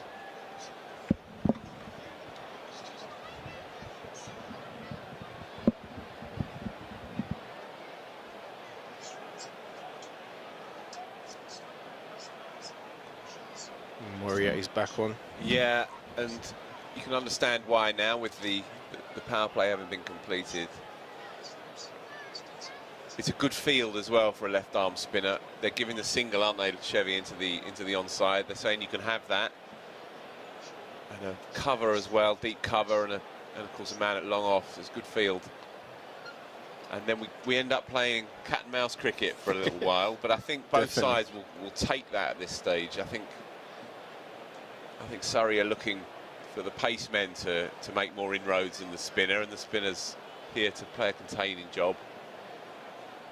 I 100% agree there, Phil. So how have you been, my friend? Busy. I've been on the road. Have you now? I've been on the road. I was in Derbyshire this week. We had a game against Derbyshire under 16s. Which went well. So an ace team playing against Derby under 16s. Yeah. So it went well for us, which was good. Did you inch home? We did. Lovely. So out in the Peak District, was it? Yeah, beautiful setting. I don't exactly know, can't remember where, but we played at Cutthorpe Cricket Club. We had an early start. We left at 7 in the morning. Got back at just around after 10. So it was a long day, but it was well worth it. Well worth it. Good, that's great news. And the kids as invested as ever? Yeah, I think that the journey home was a lot more pleasant because we won. It would have been a bit interesting on a long trip back, but they've put in some good performances, and we've got a few games coming up next week too.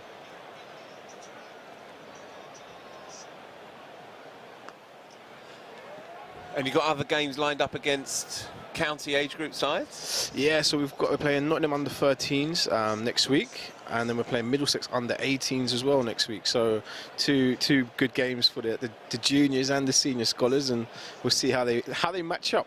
That is good news. It's good as well that Ace is getting recognised at that kind of level. Just have to put the performances in so they ask us back next year. But you don't want to do too well because they definitely won't. He's gone. Oh, that's a great run up from Laurie Evans. That was a crazy second by Moyet. Why has he thought that he can take on Laurie Evans? There's never a 2 there, and they were ticking along quite nicely. What a crazy second run that was, and he wasn't even in the frame, was he, Chevy? No, he tried to pull out the dive, but he wasn't close, and that could be the momentum shift that Surrey will need. Great bit of fielding there from Laurie. Yeah, that's kamikaze running, really. And he didn't really need to do that. He's been going so well. He didn't have to force it at all. So he'll be disappointed with himself there. Yeah, as well he should be, because he was starting to find some form. 39, I think he ended up with. 41. 41, in fact. 41. My computer is not reacting as quickly as it should be. Yeah, and for a very talented young player who's been searching for form all year, he would have loved to get that 50, just 9 short, and the way how he batted it was definitely deserved. But hopefully that will now be a bit of shift of momentum that Surrey want to get back in the game, and bowling changes a bit of the man of the moment, Mr. Overton coming on. Yeah, Jack Leaning, the new batter, who's been in fine form throughout the year. Standing skipper, of course, for Kent, with Sam Billings otherwise engaged, keeping rather nicely actually for England up in the Test match. So it will be Jamie Overton. That's what we've seen all season. A And nice, that's what quick, he does, heavy isn't ball. it? Yeah, he bowls that heavy ball. Hit the shoulder of the bat. I've spoken to a few county batters around the traps this summer, and they all go back to him. They all mention him. He's quicker than he looks. He looks quicker. He looks quick anyway, but he hits the bat hard. Of course, he's a big unit coming from that kind of height. And what he does, and the reason why England have looked at him, is that he gets good players out on good tracks. And we've seen how county cricket can sometimes drift along a little bit with that problem. Yeah, you look to Azam Mahmood, who's come in this year as the bowling coach, and you'd put a lot of that, some of the work they would have been doing over that winter and into the season, as that has helped him. He's looked like he's got quicker, he's stronger, he's not breaking down, and playing all formats and having success with it. Yeah, so for those of our watchers who haven't followed the Jamie Overton story, he was struggling a little bit initially in his Surrey career. Injuries were plaguing him. Just cut away for no run. And Azam Mahmood came in at the start of this campaign, and he said to Alex Stewart, give me a few weeks and I'll sort him out for you. And everybody could see the natural ability there, the physical components as well. But what he didn't have was that natural momentum through the crease that all fast bowlers need. And they spent a lot of time on his run-up. Shot. That's going to go all the way. Oh, no, just one bounce, I think. One bounce. Just inside. Yeah, just inside. One bounce. It was there to hit, short and wide by Jamie Overton. Threw his hands at it well. Yeah. Jordan Cox. Now, that is a blast from the past. Jamie Cox. Yeah, Jordan Cox, 34 now. Had a decent lick. 16 deliveries. He's 34.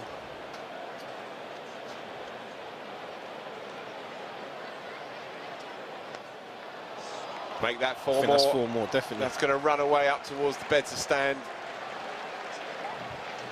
He's playing a sparkling knock here, Chevy. No, he is, and he just continued that momentum from ball one, and he's playing excellently, getting into great positions, and he's just hitting through the line with it lovely with his hands. And you know, he's definitely continuing that momentum, even with the loss of wickets. He's just kept it going, keeping that run rate at about 10s.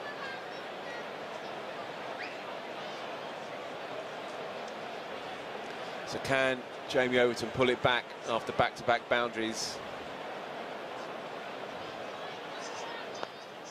Ooh.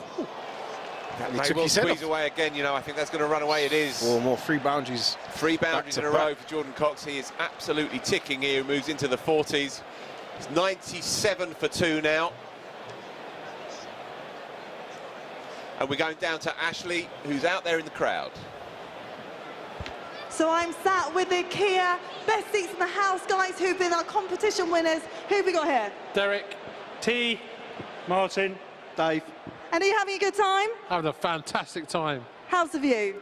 Magnificent. Lovely stuff. You enjoying yourselves, gentlemen? Certainly are.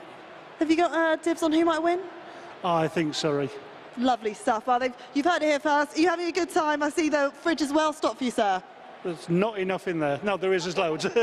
We'll get that sorted for you. Oh, guys, that was... Thanks for that, Ash. Dan Moriarty continuing then from the Vauxhall end. At the JM Fin end, if you will. Yeah. Got to keep the sponsors happy. Absolutely, Chef. Where would we be without them? Oh, tell me about it. He's played that nicely just into the leg side.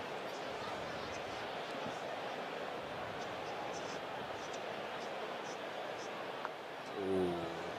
Got away with that one. It was a bit too short. He did. That was there to hit, you feel. It looked like Jordan Cox wanted to just smash that out of the park and tried to play a bit too hard. Doesn't need to though here, Jordan Cox, because he's played nicely within himself, not tried to overhit. That's all he needs to do at this stage. And he's been doing that well with Innings, just punching it down for one and taking advantage of a few loose balls and getting his boundaries. But he's played the spin very well.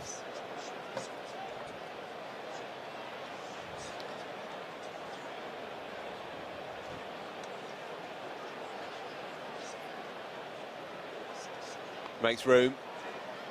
Can't pierce that offside field though, Chris Jordan. That's one of the players you're not going to try and sneak a single to in the ring. But this is the dilemma, isn't it, for the new batsman? Do you make room and try and pierce that offside field, or do you just play it safe into the onside?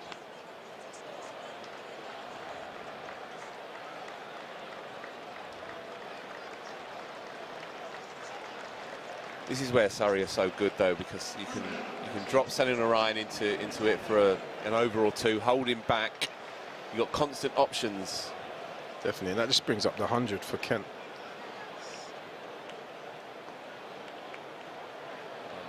Are they going to look for 2 again? Not this time. No. Quite right, too. Definitely not. So there we go then, Chev, at the halfway point. 10 overs gone, 101 for 2. Impressions of the first half of the innings? No, very good batting from Jordan Cox and Mawari to get it going. You know, Surrey got off to a fantastic start getting that early wicket, but those two really put the pressure onto the Surrey bowlers, and they played beautifully. Mawari will be upset that he didn't get the 50, but we'll see how the second half goes. And Orion's coming back from the pavilion end, so it'll be interesting to see how he does. But yeah, definitely I'd give the first half to Kent, going at 10s. It's never enough at the Kia Oval, no matter how many you get. Where's that blazer come from? Well, my love, we'll come to that. So we now have a photographer in the box. Dear viewers, we have the photographer in the box, and so I've resurrected my Glastonbury jacket from a few years back. I thought you were going to say from the weekend. No, I was tempted. Couldn't get a ticket. I was asked to come jazzy, and so that's what I've done. No, I love it. What do you reckon? Purple looks good on you. Thank you. Thank you very much, Chev.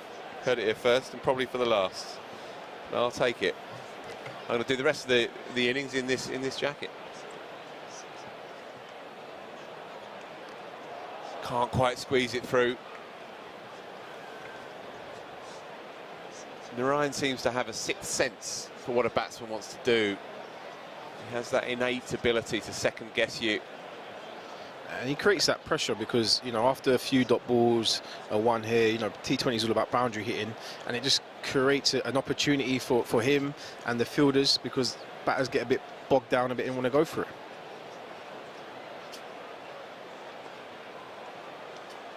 Just a single up to long on.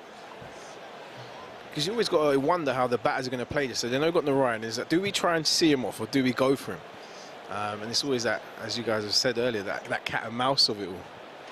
Yeah, and it's that old Mike Tyson line. I mean, everyone's got a plan until he gets smashed in the mouth.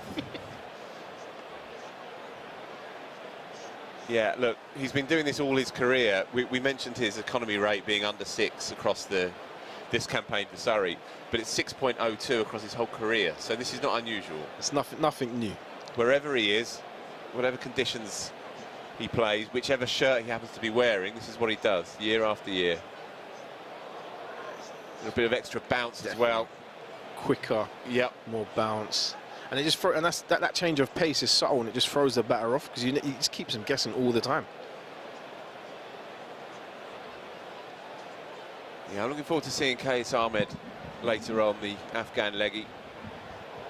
Oh. It's that change of pace, isn't it, that we were talking about? The quicker one. The batsman just cannot pick it.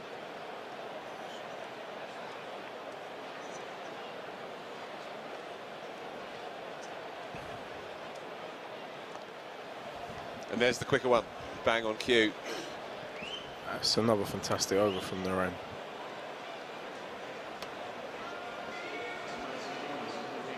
$107 for 2 after 11. Kent still going really well. Yeah, it's hard to know what a really formidable score is here at the Oval. Well, it's such a good batting deck. You really do never know what could happen, and we saw a mountainous amount of runs earlier this week in obviously a different format, but you just don't know.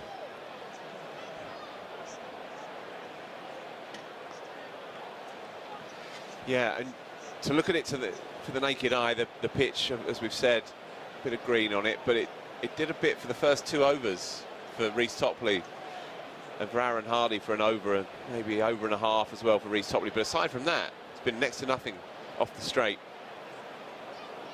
Got away with that. Wide. I think he'll take the wide because that could have been into the scoreboard somewhere. Oh yeah, the bowler will certainly take that one. More than happy to bowl that one again. No damage done.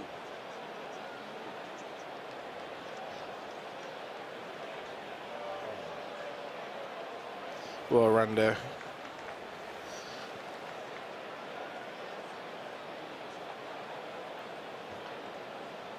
Tell you what, things are not going according to plan, are they, for Surrey? And Chris Jordan is waving his arms around and trying to gee everybody up a little bit.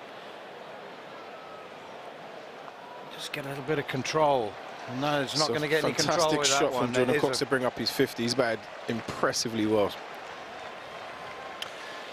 He has been superb, but Surrey's left arm spinner Dan Moriarty's not really landed it as he would have liked all evening, and he's given a lot of drag down options really to the right-handers. He's played very, very nicely there though, Jordan Cox, and you're right, Neil, it's not going quite according to plan for Chris Jordan.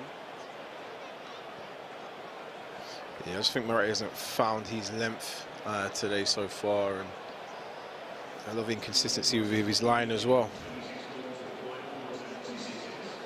It's a funny psyche, isn't it? Funny mindset when you know that you've already qualified for the quarterfinals. How's that? He's gone up for it, and he's given him. Well done.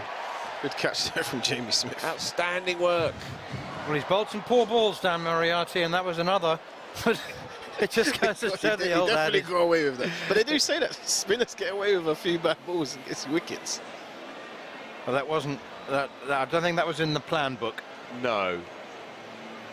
Jack Leaning, you can see his face as well. He's incredulous, really, because he's got a fair amount of that, maybe off a bit of glove, but you don't expect that to end up somehow in the keeper's gloves via a bit of leg, bit of Great bravery there from Jamie Smith, though, to anticipate that.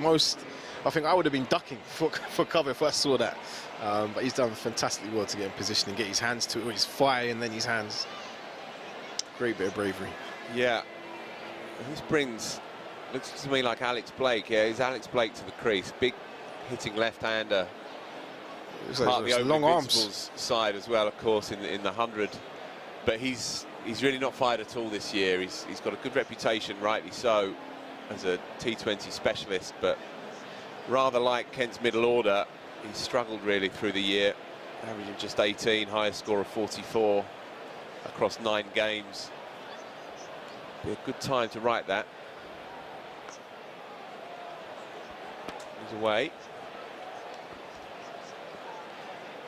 Feels like it all hinges on Jordan Cox this innings, because Kent have shown throughout this campaign that they fall away in a heap after that top order. But if he can hold the fort in effect and maybe play a bit of slow heartbeat cricket for a couple of overs, make sure that he is there come the dash of the last few, and they can still get up towards 200, you would think, perhaps 83 needed for that target. They've got 8 overs to play with, 7 wickets still in hand. Yeah, these last hinges on him, doesn't it? Last 8 overs, that their score depends a lot on him, and you know, I think he'll know that. I think Surrey will know that. I think the rest of the dressing room will know that. So that creates a bit of pressure, and it's how he can handle that pressure and see if the others can support him.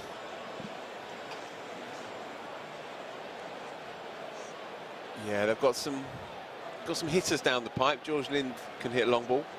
I've seen him a couple of times this year. Grant Stewart as well, useful lower order hitter.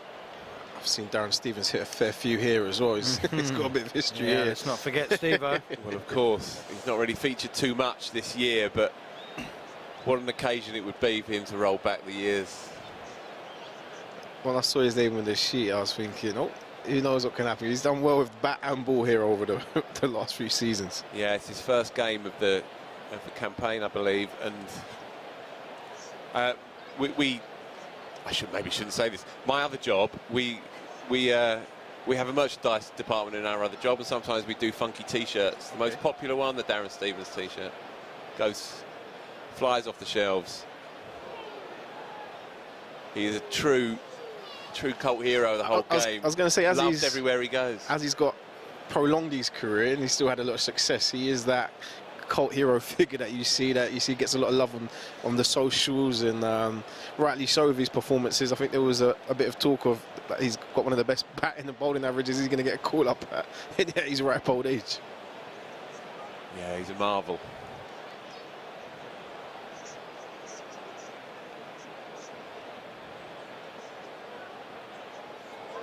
Got to be close, just going down. Quick ball though by Chris Jordan, he's still got it. That must have been close. Yeah, maybe just missing leg stump. Umpire indicates leg by, so no bat on it. Yeah, just sliding down. Beating for pace though. Here's Jordan Cox. Great experience from Chris Jordan, you know, bowling in these pressure situations. He's been there at all types of, in all levels and stages, and to consistently be able to bowl balls full and change the line of it is fantastic. To have that control. Yeah, he can do it in his sleep. Born to do it. Run down for a single, Alex Blake. Just getting going in what's quite an important innings, I would suggest, for him. It'll be the last time he plays here before the start of the 100, and he'll be hoping that he can leave his mark on this home crowd. I'd imagine some of these fans here will be cheering him on later in the summer. Indeed, indeed. This place is rocking at the moment.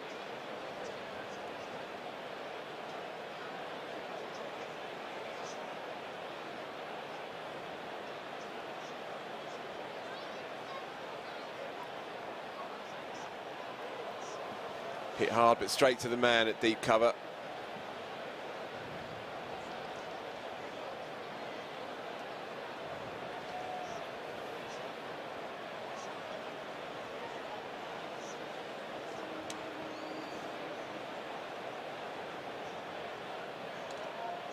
It's a change in the field. Mid-off is now up. Nobody out on the offside in front of square. You have a square cover on the boundary. Yeah. And Chris Jordan knew exactly what Alex Blake was going to try and do. Open up that offside, and he's followed him beautifully bowled. 121 for 3 from 13. I would say one of the hallmarks of a quality cricketer is that even on your bad days, your numbers are still respectable. The batsman who ekes out the hard-working 30 or 40 when he's not timing, it's not hitting the middle of the bat. Well, it is worth pointing out that Dan Moriarty, I don't think, has bowled particularly well this evening, and his 4 overs have brought him 1 for 33. So that's a that's a pretty good bad day. Yeah, it's quite respectable in T20 cricket. Yeah. Have a look at Jamie Overton from the Jane Finn stand though.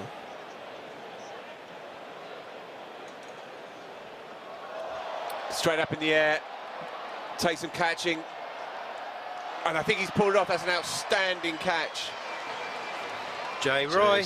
It is Jason Roy down there at kind of short third, really. May not have been his catch, folks. I think it was short first catch. It was short first catch, but he was just ran around from backward point. Short third is backpedaling and getting out of the way. Dan Moriarty is just getting out of the way. You've got big Jason Roy bearing down on him, and he's backpedaling, trying to make sure there's not a clash. So at least, I mean, surely it was Moriarty's catch, conventionally speaking, but Jason Roy had got his eye on the ball and he wasn't going to take it off, and Moriarty made the wise decision just to get out of the way. And it was a wise decision because it shows good game sense, that. Because the natural instinct is to go to the ball, of course, but he made room. He said, look, this is your space. This is your bed, you want to lie in it, see if you're going to pull it off. And it ended up being an outstanding catch. Important moment, Jordan Cox goes. Yeah. So we've been saying that he needed to hang around down the pipe towards the final few. He's come all across that delivery, and he's got to go for 54. The parts were great innings, and however, Mr. Stevens in it brings in the great man, Mr. Darren Stevens. Take that, couple out into the offside. Not exactly what he was planning, but he's got away with it. This is his first game of the campaign, so we can we can let him just find his way back into the hullabaloo of a T20 cricket match. That was the flick over mid-wicket, over backward point. Yeah, that's the one. Set a field for that. Big edges. And that was a leading one.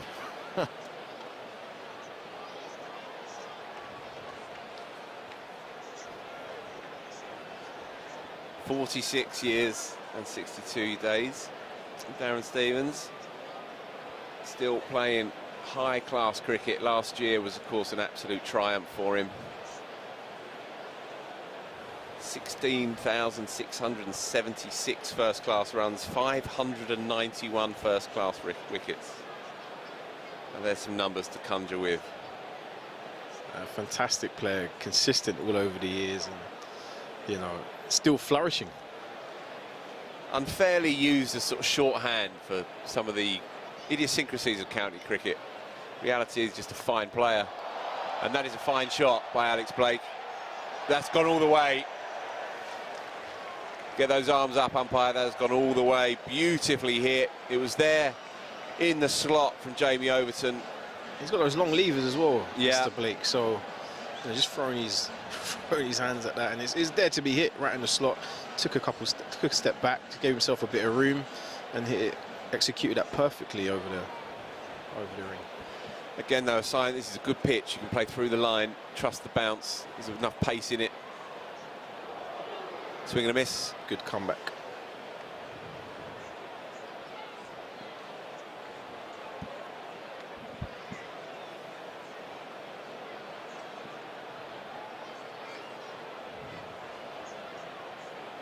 So another normal day's Test cricket, gentlemen.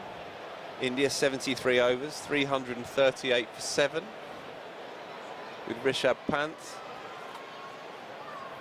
Will bowl, slower ball into the pitch.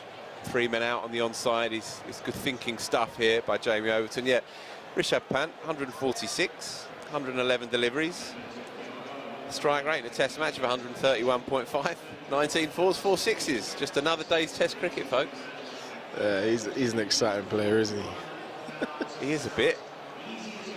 Another masterpiece by Rishabh Pant. And this Test match, I think, will become, I said it earlier in the week, sometimes with these one-off games you feel like they might become exhibition games on their own terms, and I think this one could be a classic. You're heading up them tomorrow morning, Neil, I believe. I am, yeah. Driven up by your old man, driving you up to Birmingham. Well, he's been retired 20 years. He enjoys the drive. Lovely. I shall have a kip in the passenger seat. Narayan again for his 3rd over. And guess what? He's not quite there to hit. Scampering the air to make it good arm by Jamie Overton. He's got a bullet arm, and clean direct hit, but comfortably home there, Alex Blake. Fantastic running to push 2 there. That shows the quality of just running the first one hard. It sets up that second run. You imagine that these two will just play within themselves and pick up the 1s and the 2s, try and see Narayan off.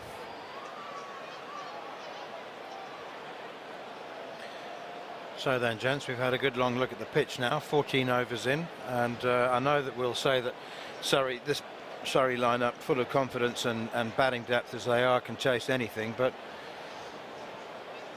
at what point would they, well, they're not going to be nervous, are they, but at what point do you think that the challenge, the run chase, becomes really stiff? 180? I think anything between 170 and 180, they will fancy that. This is the Kia Oval. This is the place to bat in all of England, possibly even the world. This is the place to bat. Close. But the start innings will be crucial for Surrey. You know how they get going at the top. Well, Jax has been doing well. And Jason, if they get a bit of momentum flying at the beginning, that will set them on a good way. Yeah, from what I've seen, I think it's a decent pitch as well, with a bit of pace in it. And Surrey's batting lineup, any batting lineup worth its salt, they want pace. They want pace and a bit of bounce. That's all you ask for. The stodgier the pitch, the tougher it is to score runs. This, to me, looks like it comes on nicely. Miea got a couple away. Bowled, of course. Brilliant. 15 gone, 135 for 4. Just simmering away this innings at the moment. But yeah, I think anything under 180 and Jason Roy and Will Jacks be strapping on those pads and bounding out there. They bat all the way down, of course. So Kent will have to bowl exceedingly well to keep them under wraps. Yeah, and if Kent get a few early wickets, it shifts, and you know it's going to be a great contest because you know Surrey know they have to go for it, and Kent will know that too. No doubt there is plenty riding on this cricket match from Surrey's perspective, though. No doubt about that. This is not an end of term, going through the motions kind of cricket game. They need a point.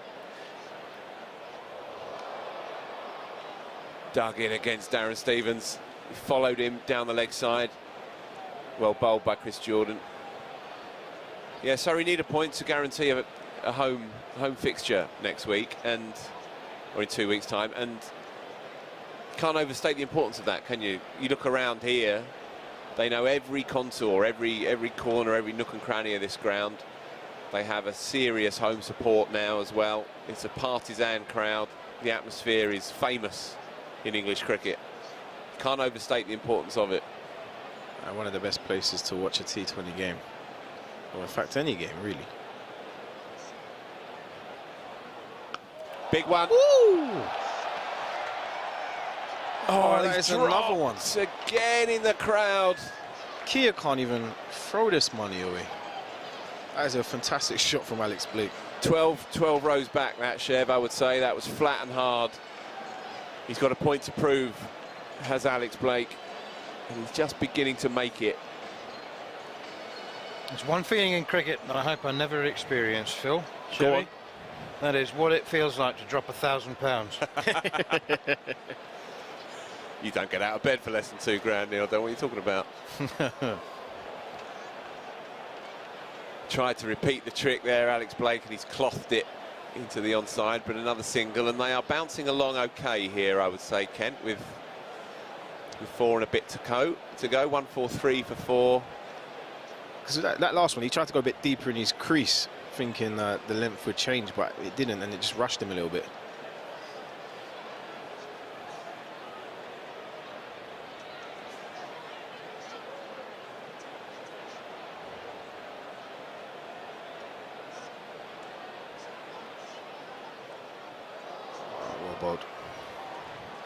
Just feeling his way into it is Darren Stevens at the moment. Bit of ring rust? Yeah, naturally enough. He needs to shake it off. Yeah, he does, because these are 5 or 7 balls. Exactly, these are important overs. Amazing how quickly they drift away from you. You can be in a strong position, 2 flat overs, and suddenly you're behind.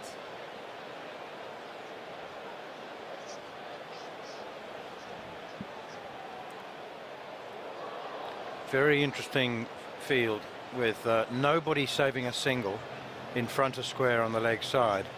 So Jordan's doing as much as he can to cover both sides of the ground. He's got fine leg up in the circle. Third is back on the boundary. He's got a cover sweeper, deep backward square and deep mid wicket and a long on. So he's saying if you want to hit a boundary or you want to hit a 6, I've got 3 men guarding the leg side boundary. This is as close as it gets to being able to cover all your options. What that does, of course, is leaves the batsman also uncertain of exactly what Jordan's going to be coming back on. Yeah, I think you're right, Chevy. So some respite, you would say, for the batters, not having to unpick the mysteries of Sun and Orion. He's totally bowled well up top, I thought. Darren Stevens just getting going, crunched that one to mid-off, albeit just for a single. I feel like something has to give here, don't you? Yeah, that's right. It's just amazing what one really expensive over can do to a total. And you look at the bowling figures and you go, who's taking a bit of tap here? Well, Jamie Overton 2 overs to 24, but that 1 over that cost 20 from Aaron Hardy.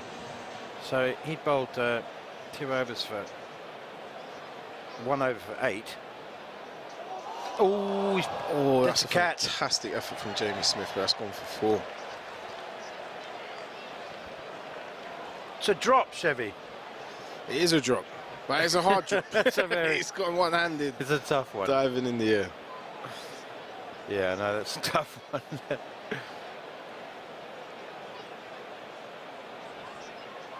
4 in the book.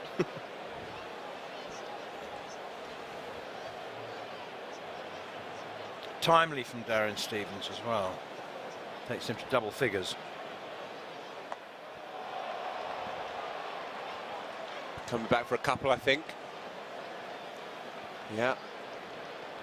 Not got his timing yet at all, the great man, but the longer you stay out there, that old adage, the easier it becomes. And that brings up the 150. Yeah, so a big push here, you feel, for the away side. If they can get up to 190 from here, 3 and a bit to go, 40 from 23, 22 deliveries. It's not impossible at all. Well bowled, Reece Topley, superb stuff. He's asking the question. Just moved too early, didn't he, Darren Stevens? But, sometimes that's deliberate. Sometimes the batsman will move early enough for the bowler to see and adjust, and the batter will be hoping that he's got plan B, or well, he will have plan B, and he's hoping that the bowler will follow him. But he just moved. I don't think it was deliberately forecast there. Oh, that's a great effort.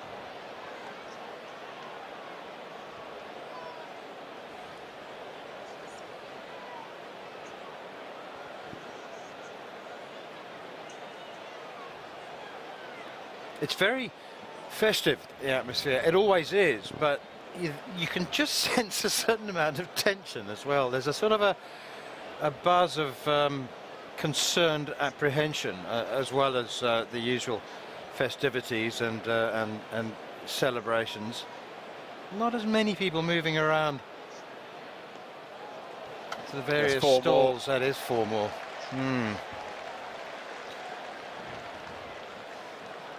Yeah, you're right, Neil, actually. It's absorbing cricket, and you find this on a Friday night, that the tenser the game, the more the crowd are focused in on it. There's always that balance, of course. You know, we've wanted to let your hair down on a Friday, but this is absorbing cricket, and the patrons, the punters, they know that there's plenty riding on this. Well bowled again. Very Good well ball to bowled. finish there. 3 overs to go. So what are we looking at, fellas? What are we thinking? 190. Well, if it were not for Kent's habit of losing lots of wickets quickly at the back end of innings, I'd go along with that. I mean, they're looking for 190, aren't they? They're thinking 190, and higher or lower than Neil? I'm going to go lower. Okay, Chev. I would go lower, but not much lower. I'd probably look at about 185.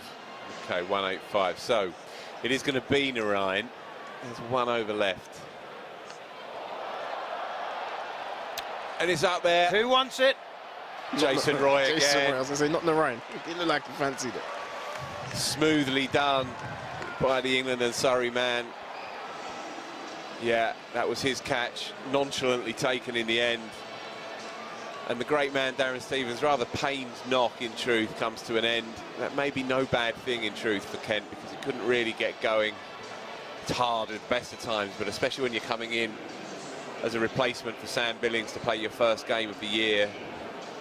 I just want to make note of that. That is actually a fantastic catch. He's charged from extra cover all the way around. People think he's gone high up in the air. That's an easy one to get, but he's running at full speed to get there over his shoulder. Yeah.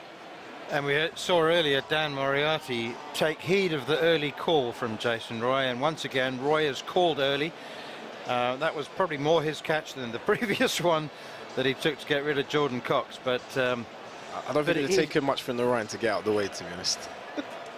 Yeah, well, I mean, it's easy, isn't it? You say, well, you won it, Jace. It's all yours. I'm not going to compete for it. Your call. You go for it. I think the Ryan's figures must be what 3 point something for one off, and can't be many. 3.1 overs, 1 for 12. Test match figures.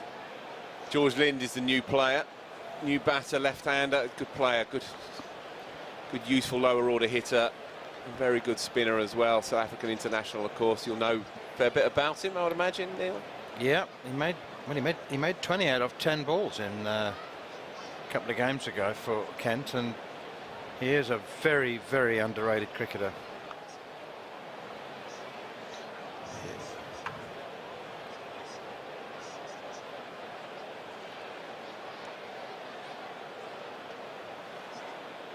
Alex Blake's 24 from 15 balls, 1 4 and 2 sixes, and it's another 6. 6 more pieces. Lovely another feat. drop. Look at that. That's a great shot from Alex Blake. It is, and it's a rarity to see somebody come down the track to Sun and Orion and actually get to the pitch. And then once they've done that, to have the conviction to go through with the shot.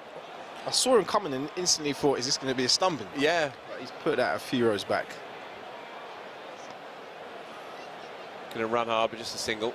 What nobody seems to work out in the crowd is if they've got a pint in one hand, you can sacrifice it. It's get 2 hands to the ball. He's With 1,000 pints, you can get a few more pints, He's can't only you? had a couple of mouthfuls left in it. Try to take it one-handed. Gone again. Has he got enough of it? I don't think. Yes, he has. Yes, he has. Laurie Evans couldn't quite get round. Futile dive in the end, and that's cleared long off. Just limped over the boundary, but significant work here by Alex Blake, and he moves on suddenly to 37, 31 in fact, and yeah, 2 big uns against Sun and Orion in his final over. Reduces his figures to that of mere it was Lind. Class. You guys were talking about Lind coming in. That was Lind who hit that last 6. Apologies. Yes, you're right. Good spot. That's why he didn't go to 37 then, isn't it? Just a little push, wasn't it? Really didn't. Yeah. No massive follow through.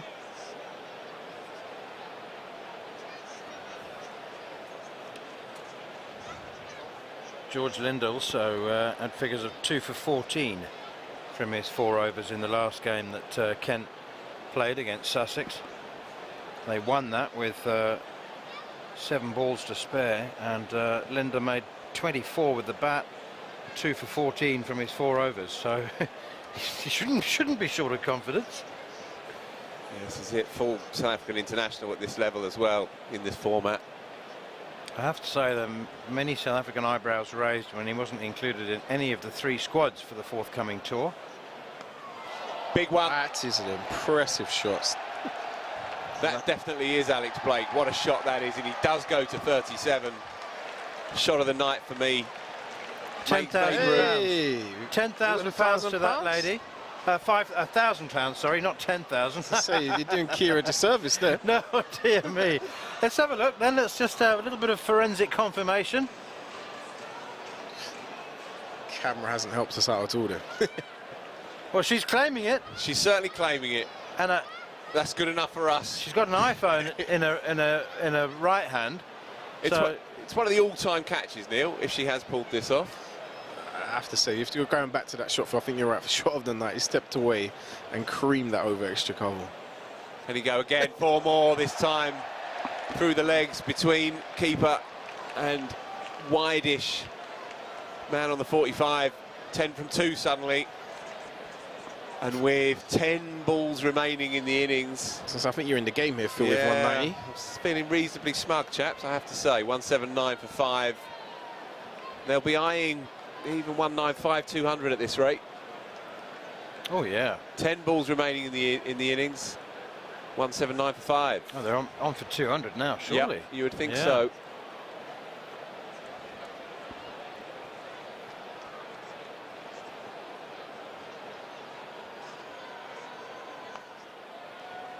Going to run hard. Push two, they're going to push two. Yeah, George Linder's coming back to the non-strikers, and they'll make that quite comfortably. 12 from 3.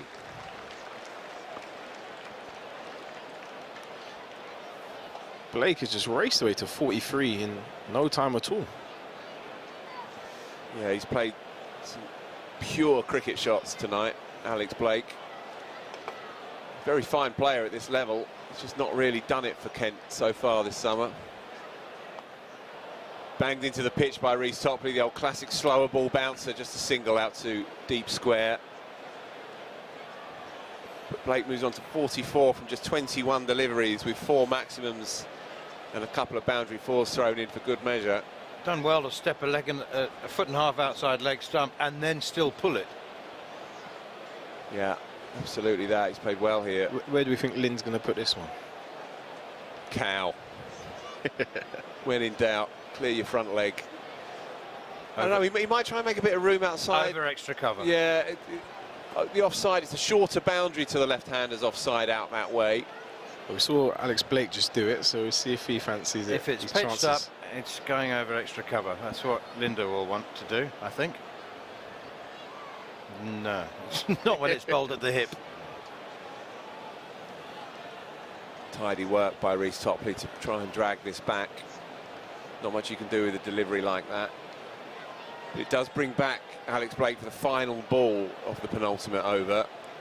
One blow away from his 50. 183 for 5. Kent doing this pretty well.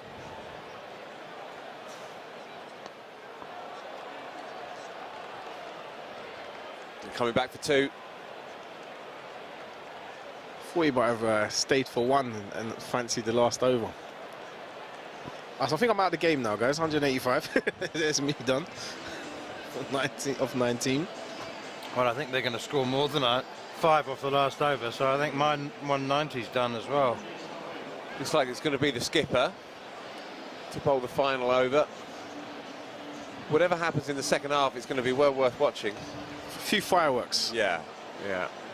And it's good as well for Surrey to be pushed hard at home in a game like this. They got home, of course, in the final delivery in the previous home game, with Conor McCurr squeezing his first delivery out for a boundary through extra cover. I say squeezing. Strumming. That was a nail-biting finish. Yeah, now that was a game. This is a good track. Full crowd in. I feel like stay with us for the second half, because they're not going to die wondering, this Surrey batting lineup.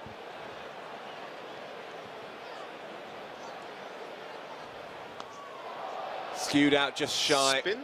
Just shy of the man, Jamie Overton, at deep square. So just a single, and Spitfires fans won't mind that, with Alex Blake now back on strike on 46. 46 from 22. He's batted fantastically well for a player you mentioned was not on form. Tell you what, our eyes and attention are always drawn to the big scores, the big numbers on a scorecard. But you get a guy coming in scoring 8 off just 3 balls. George Linder's rotated the strike and he's given it back to Alex Blake. First ball of the last over. Brilliant by Chris Jordan. The wide block hole delivery, even tougher to hit than the straight one. Master. Superb work. Only a single. We're at the business end now of this innings, where every delivery counts.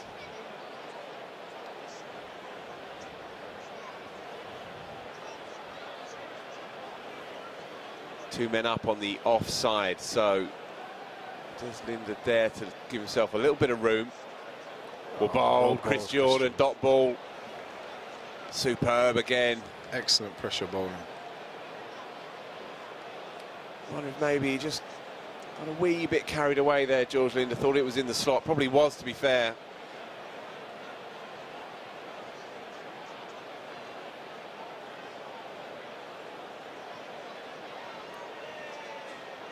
So, 3 balls to go, 187 for 5. The great Chris Jordan has the white pill in his hand. Squeezed out, just for a single. Blake back on strike. Should be interesting. 2 balls to go. And he's hit the spot perfectly with his first 4 deliveries. Chris Jordan, if he finished the over off, it could make all the difference. He goes for 4-6 here, or even 4-4. The difference between chasing around 190 and 200. Just 2 really important deliveries. He's done it. 5 out of 5. Going to run hard here. He's coming back for a 2. You have to take 2 in that. So, another object lesson, boys and girls, and indeed mums and dads and uncles and aunts. That ball has finished 5 meters inside the fielding circle, so it's gone 25 yards from the bowler's end, and they've run 2. Anything's possible. Run the first one hard, as all the coaches say. Final delivery then. Block hole. Of course it is. 6 out of 6. It brings up his 50 for Alex Blake. Batted brilliantly out there. Spitfires finish on 191 for 5. I think they would have undoubtedly taken that at the start of the day. 100%. That's a fantastic score. Alex Blake's had a beautiful innings there.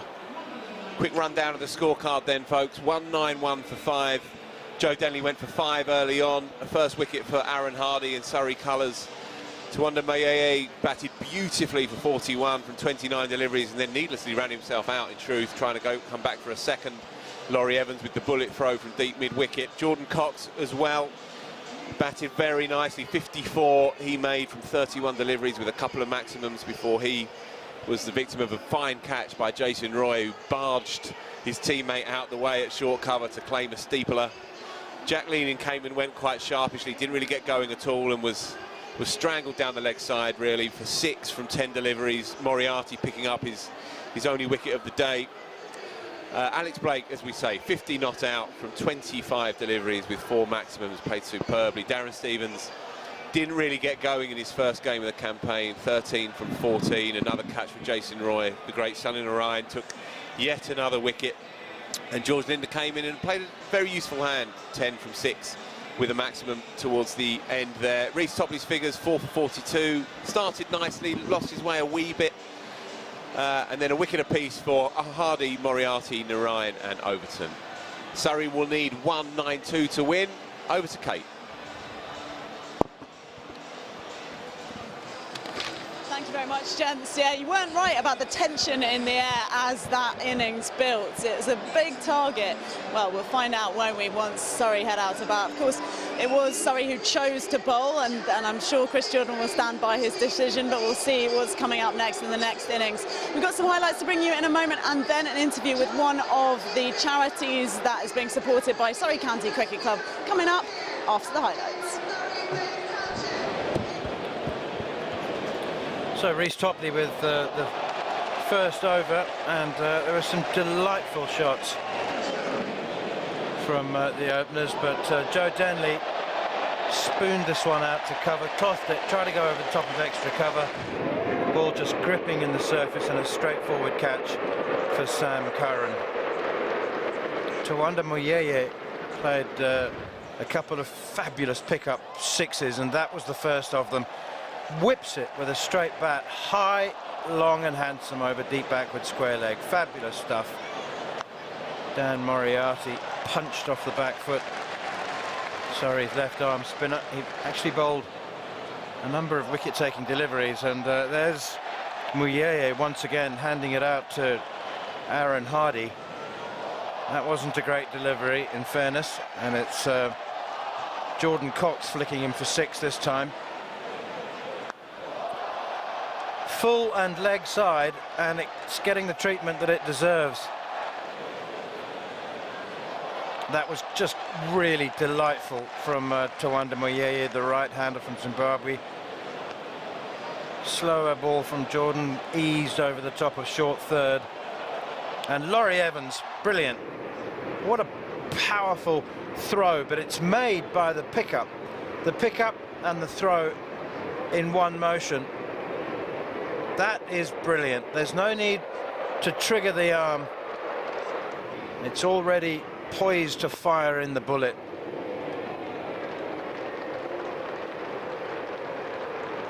Wonderful outfield at the Kia Oval, getting full value for your shots.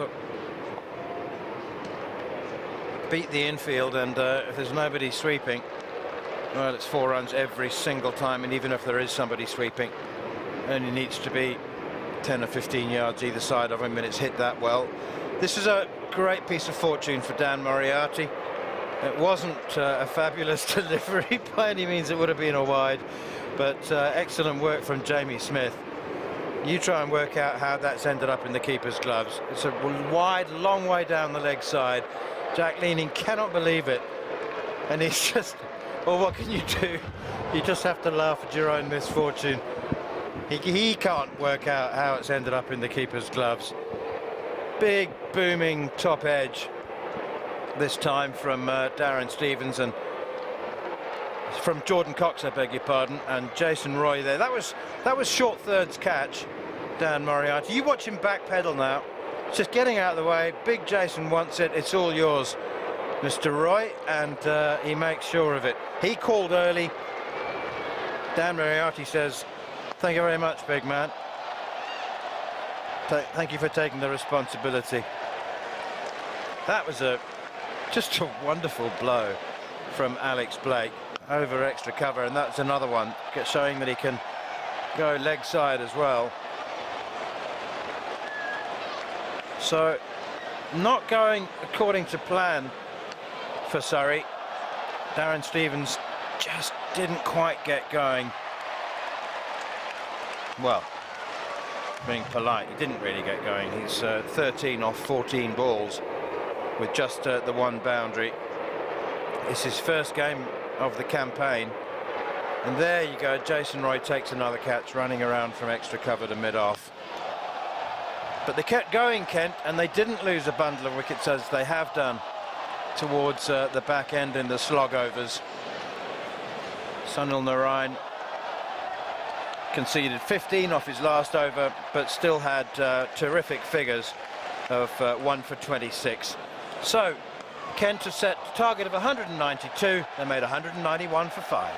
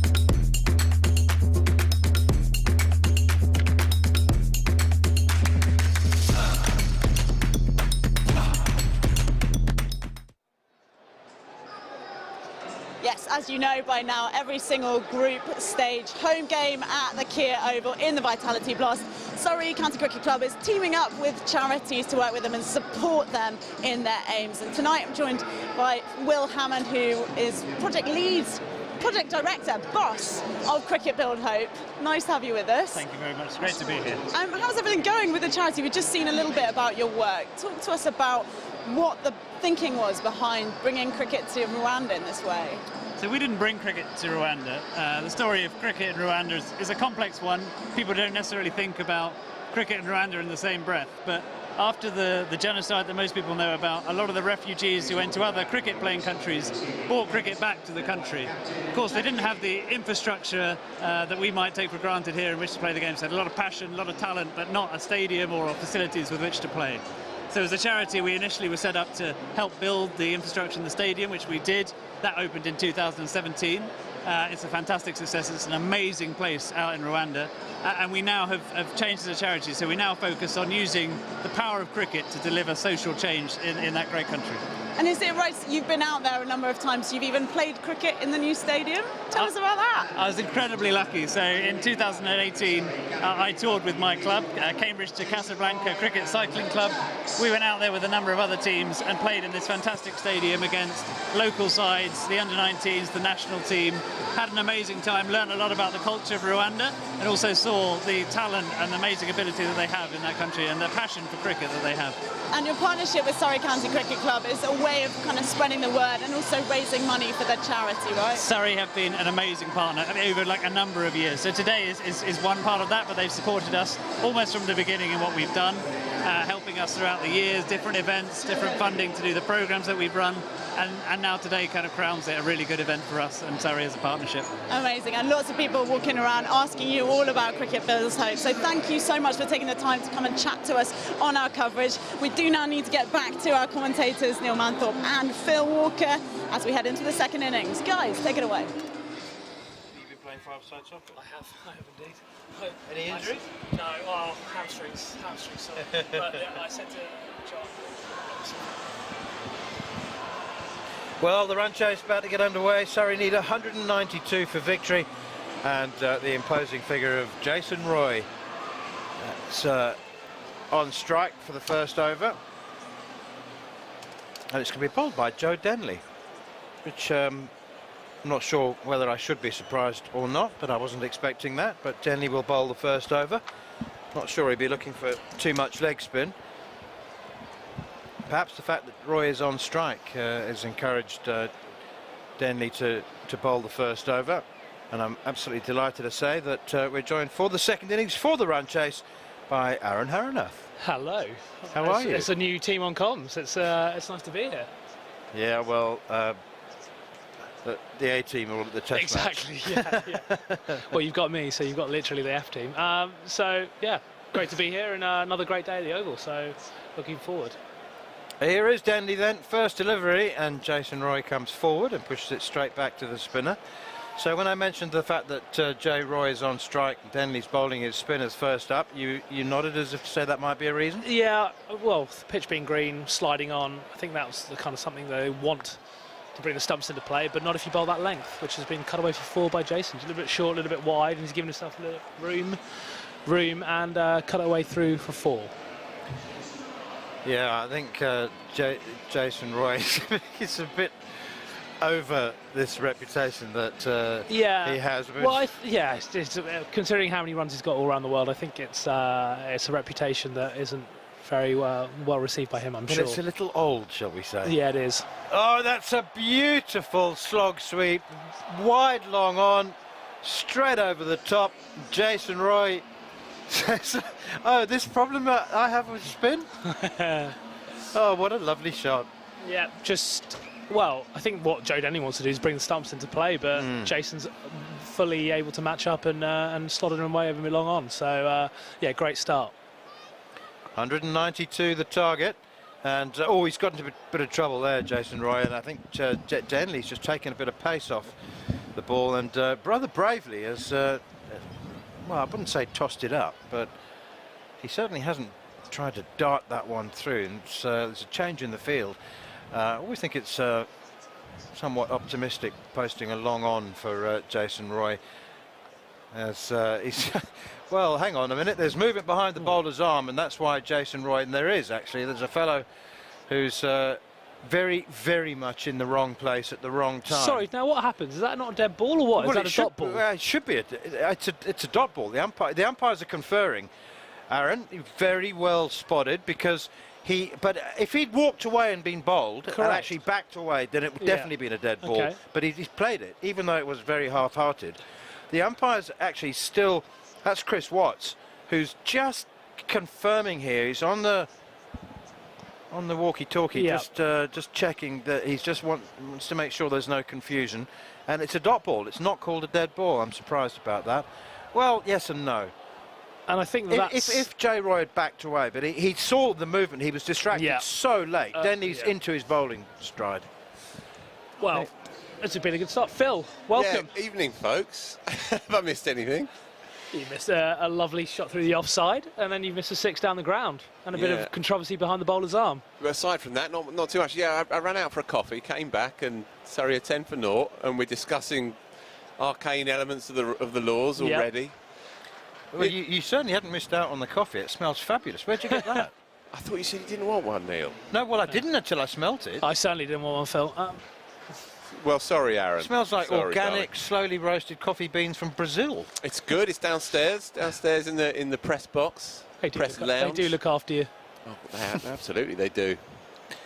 How you been anyway, Aaron? Lovely to see Good, you. very good. Fresh off a 5-a-side victory, a 7-a-side victory this evening, and straight into the commentary box. So, impressions of Kent's batting performance? Well, they've got posted a decent total. I still expect these two, Jaxie and J-Roy, to come out swinging and challenge them, especially in the power play. But it's competitive for sure. Yeah, they're not going to die wondering, these two. No, but Will's in good form. Jason had a good series against the Netherlands. It's yeah. Although that swung a little bit, looked like. So how much flexibility is there, and in what positions in this Surrey batting lineup? Because Gareth Paddy's an old friend of mine, and he's done one day on commentary a couple of days ago during the England-Netherlands series, and it's the first time I've seen him, and I said, so explain the Jamie Overton conundrum in the batting order and how much flexibility and change is there, and he said, that would be telling.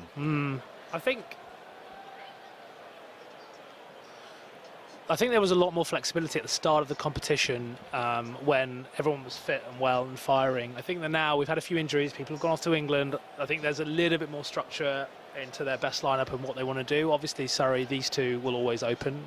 They're the first pick. And Jamie definitely with the bat, what he can do is kind of an X factor there in the middle. But I think when you lose some bodies around, you want kind of roles to be quite clear. Not that I've spoken to Gareth Batty or anything, but I would expect us to follow similar suit from the previous games, to be honest. So if the innings didn't get off to a flying start, which is a rare thing with Will Jacks and Jason Roy, but if it sort of needed a bit of a boost towards the end of the power play, that's when you start to... Narayan is, is there and thereabouts for that conversation. So he puts his pads on quite early. Yeah, possibly. And then takes them off and puts them back on. Yeah. Oh, it's a top edge. It's a top edge, and it's a beautifully timed top edge all the way for 6. We've become accustomed to it, actually. When there's a pure top edge, we actually are more surprised if it doesn't go for 6 than if it does. That was nice. I think it was better than a top edge. Was it? I think he might have just got a little bit of... well, he wanted to hit it behind square. He just... probably not as fine as he wanted. He probably wanted to go over square leg, but Will Jackson in very, very good form, and he wants to get off the mark, off to a flyer here for Surrey. 550s from 12 games already, and counting for Will Jacks. I saw them doing some range hitting here a couple of weeks ago, and he was on a different plane, Will Jacks. He was playing very well. Extraordinary. He had 4 support staff dotted in various parts of the JM Fin stand, and he was clearing them against a bowling machine at about 75, 80 mile an hour, knowing where it's going to be. It's basically the best fun you can have in life, I think, basically. Put a bowling machine in the middle of the Kia Oval and tee off. You don't even have to go and get the balls. Do they board up the windows in the stands, and do they put some protective kit up, a few nets? I assume it's some kind of political level glass coverage, you know. I would assume so, because they certainly need it. Look, they're extraordinary, obviously, these modern players and the power that they pack, but there's a purity to the way that Will Jacks plays. You know, there's nothing manufactured about it. He's not especially big either. No. For kind of modern county cricket standards, or modern cricket standards full stop, he's not especially imposing as a figure, but he has an extraordinary arc, an incredible follow-through, and he keeps his shape on it. Good ball there from Matt Milnes. I think with Will is that, and it says get banded around a lot this term, but he's got very, very fast hands. Yeah. And they go through the ball, it's like a flashing blade. And when he hits it, you know, can go for 6 when you don't think he's going to go for 6 because of that speed through the ball that he has, which obviously as a T20 cricketer is a pretty good factor. Actually, any cricketer, to be honest. Something I never had, Phil. Well, I was waiting for the first reference, Aaron. We were talking actually off... Fast hands and slow hands. We were talking off air, Neil and I, about your quixotic career. Stop using words that are too big for me. Look, you could play. I don't want to overdo it or pump up those tyres of yours too much, but you could play. You could play. That is no doubt. Different era. Yeah, different era. different style.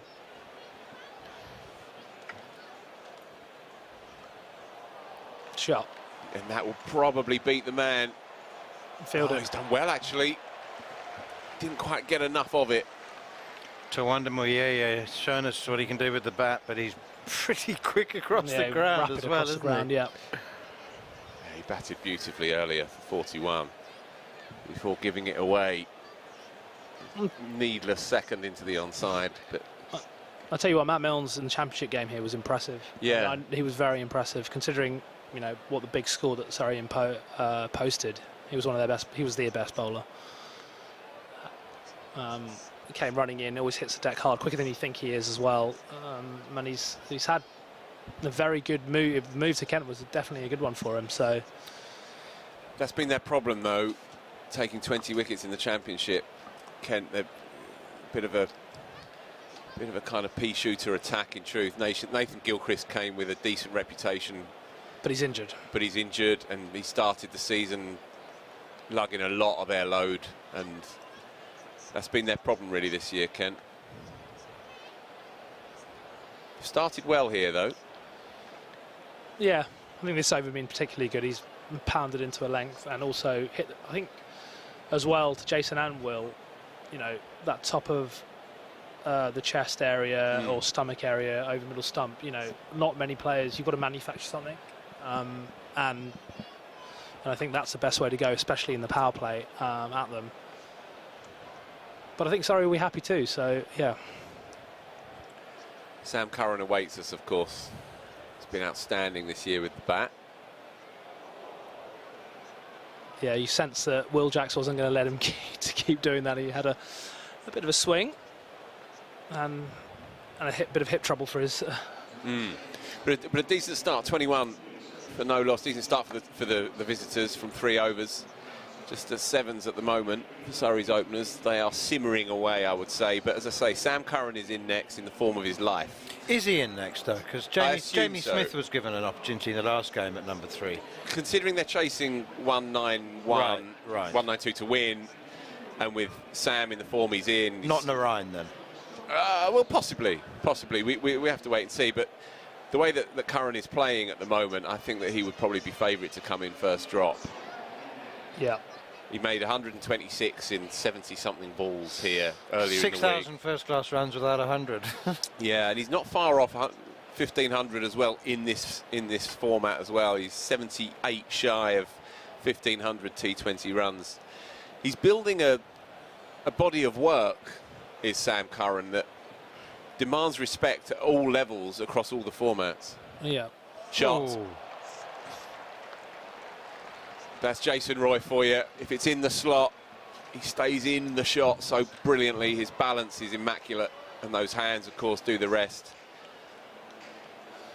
Roy is away. I think what will be really pleasing for Surrey this year is actually the improvement of Will's and Sam's batting. I think that across formats, I know we're in 2020 mode at the moment, but they've played mature innings across formats, and that'll be really pleasing for the coaching staff, because it's just another gear they've kicked up into.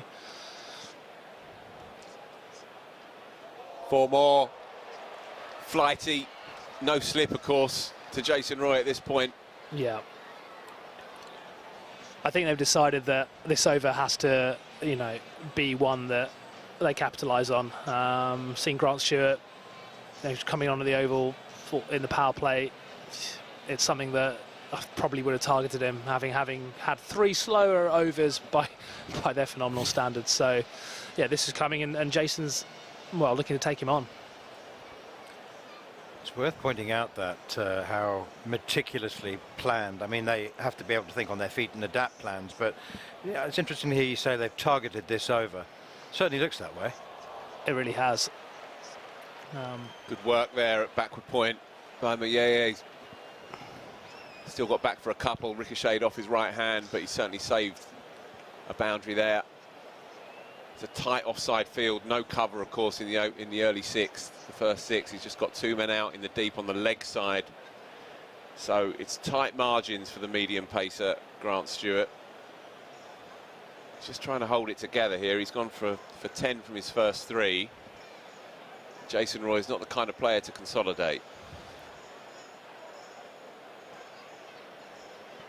He's ticking his opening bat. All bold. He's got more back of a length there, I think, with the 2 men out leg side as well.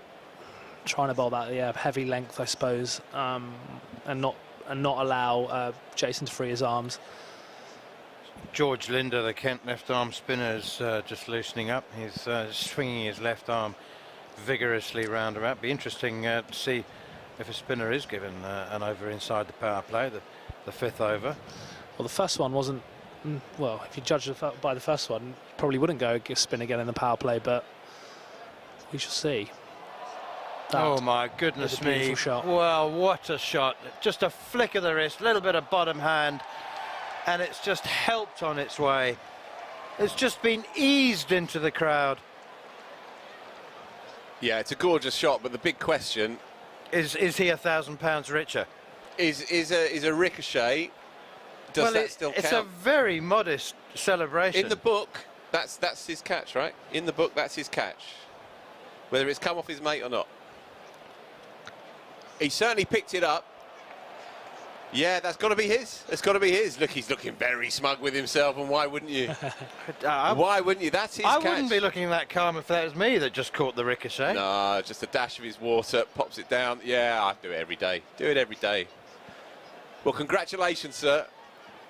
Oh, we're hearing down the line. Yeah, it's a clean. No, it's got to be a clean catch. Got to be a clean catch. Come on, Kia. Aaron, you're a man of power around these parts. You're not going to have a word? I don't know who you're referring to, actually. Actually, I'm with that. Is Alex Stewart sat with you or something? You're a man of means and influence around these here parts. Anyway, then the rules. It's got to be a clean catch, so we move on. My quest to see a Kia catch actually successfully pulled off. Has there been one this season? We had one in the Hampshire game. I didn't think we did. Did we have one? Yeah, right towards the end. We had 11 drops. Well, 11 sixes that weren't caught. But no, it has to be a clean catch. Can't, certainly no one hand, 1 bounce. No, but we did. We had one, yeah. Right towards the end of the Hampshire game. That was, how long ago was that? A month. Seems like a lifetime ago. I've been up to Leeds and back since then.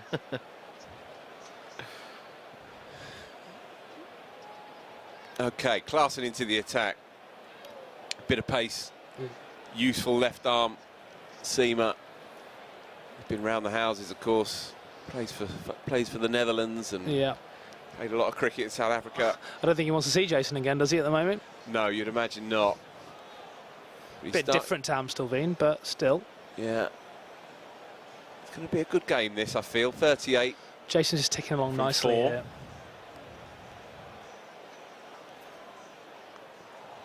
Isn't it amazing we describe him as ticking along when he's scoring it almost to a ball? But that's a measure of the man. I mean, he looks like he's just ticking along. It doesn't look like he's...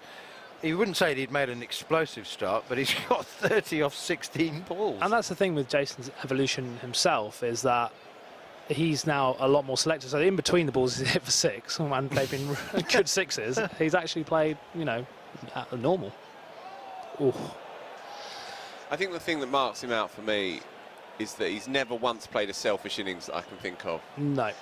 He subsumes himself to the team at all times, and so his bare stats speak of a player that doesn't have an especially powerful average, but the strike rate is the key for a player like him. He's always played selflessly, whichever team he's played for. Or bowled. Good over this so far by Klassen. And that's why England love him so much, and that's why he's become a legend around these parts as well. He never has any thoughts about his own record or his own numbers. He just goes hard. And yeah, I think that's from ball one. Yeah, his philosophy on cricket is that, right? And he hasn't changed that for anyone, which is obviously, you know, some people can change, you know, when they get into a professional environment. He hasn't, and he's reaped the benefits. Hit well, but straight to the man at deep mid wicket. So just the single for Will Jacks. He's not quite got going yet, just ticking along at the moment, simmering away. Yeah, he missed that ramp, which would have probably kick-started him, and actually Klassen has bowled that chest-high length, making him hit into the long leg side boundary, where there's two men who've got cover there. So I expect that'll be a bit of a strategy for the seamers going forward into the middle of the innings.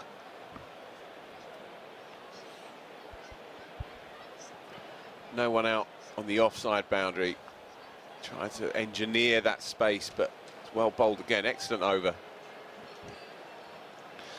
Excellent over that by Klassen.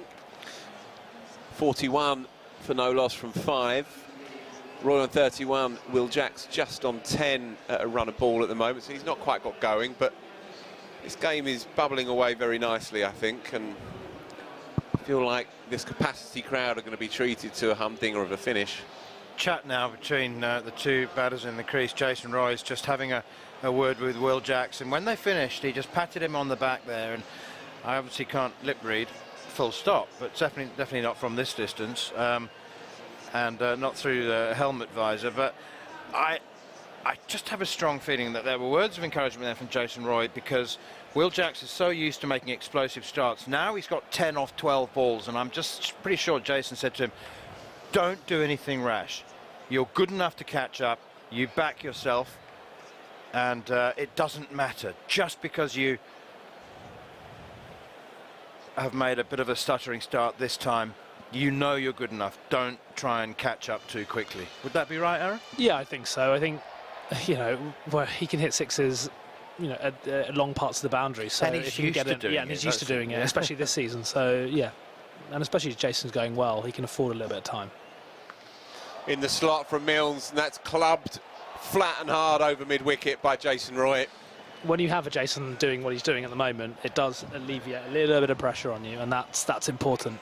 I know Jason likes a chat between deliveries, whoever he happens to be opening the batting with, but he's you know, 3-4 times now in the last couple of overs. Even there, just he's hit the 6, and it was him that initiated the chat with Will Jacks, and maybe something like, you see, doesn't matter, you're doing fine. I'll hit them until you start finding your middle. Goes again, huge, all the way, top tier of that stand. Nearly ended up in the pub, the old pub, sorry, the cricketers. The thing with bowling, trying to bowl the chest-high length for Jason is that he is so good on the short ball, and he will pick you up. Yeah, the lengths, the margins are so fine. Trying to bang the ball into Jason.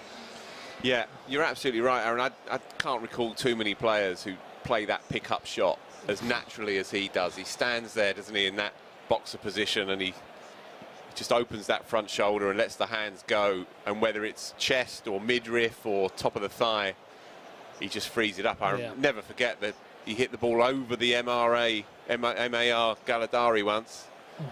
Make that 3 in a row, thank you very much. Low ball toss, you cannot bowl that to Jason Roy in this form with a short leg side boundary. He's imperious, is Jason Roy in his own backyard, and he's suddenly on 49, folks. He's on 49 out of nowhere from just 21 deliveries. And this is the thing with 5 sixes, Aaron Harranath, 5 sixes. And this is the thing with form, right? He might have started this competition a little bit on the scratchy side, but he's just got better and better.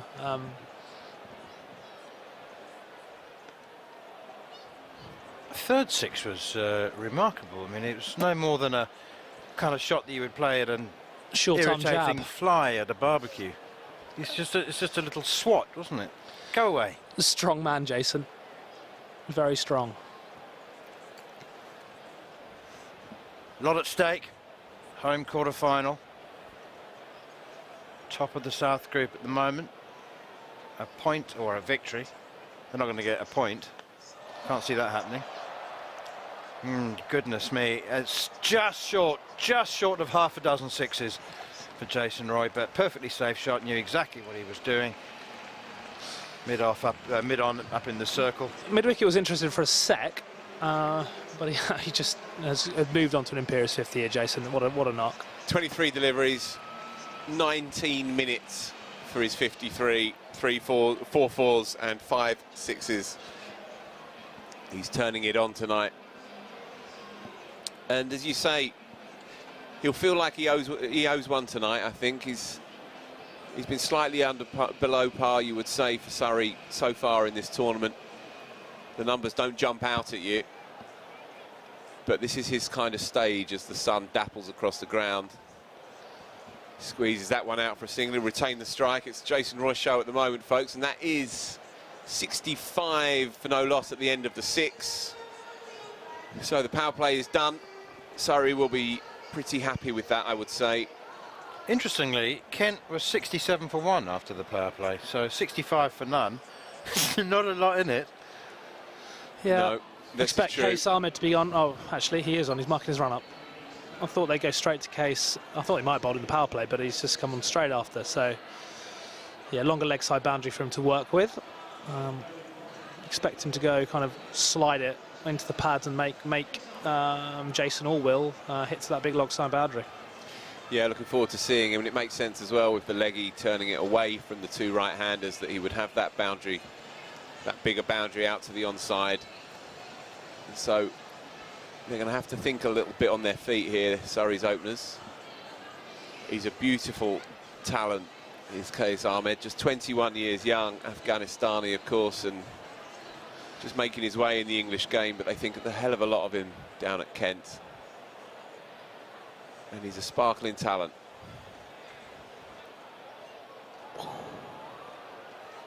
Yeah, sensible option for Jason Roy against the leggy to open up that offside with the reverse paddle, reverse sweep. Not making any connection just on that occasion. Yeah. It's difficult, isn't it? What do you do here? Well, if he's at gone first pace. you don't succeed. Yeah, exactly. He's gone pace on, right? So he's looking to go, bring those stumps into play, LBWs. But when you've got fast hands like Jason does, and you've got that pace on the ball anyway to work with, you only need a little bit to get it over those 2 fielders. So yeah, it's difficult. And the surface being green as well, I suppose it favours you doing that, going quick into the wicket. So it's a difficult one for him. He's bowled in. There you go. Thus ends Jason Roy's cameo, 58 and out. He's held his nerve there as the young leggy. Fair play to him. And he's run straight through Jason Roy's offside slap, if you like, and first blood to the leggy. He deserves that.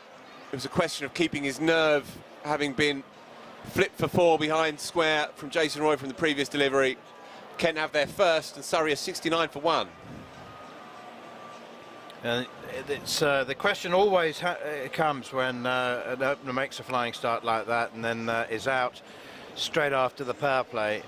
The question is always asked, well, why didn't he just change down from 6th gear into 5th? It's not what he does. Exactly. Well, exactly right. That's going to be my point. I mean, he could have gone on and scored 100, and nobody would have said, why did he not just knock it around a bit at the end of the power play? That's the way he plays, and it is indeed Sam Curran who comes out at number 3, which would indicate to me that this is serious business. Surrey want to win this and ensure their home quarter-final before the last game. They don't want to leave it till the last group game.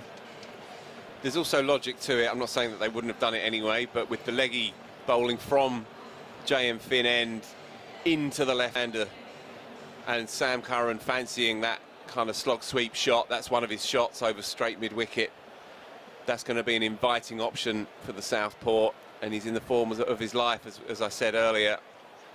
So this will be an interesting mini contest. The action is eerily reminiscent of Rashid Khan, isn't it? It's like a marvellous impersonation of his hero. It's they've got a leg spin factory going on there. Yeah. And And they're very, very good, both of them. Yeah, he's not quite as chunky across the shoulders, say, as Rashid Khan. Not quite as kind of muscular. He's a bit more willowy. But that action, that kind of explosion through the crease is very Rashid Khan-like. And he started well here. Started really well.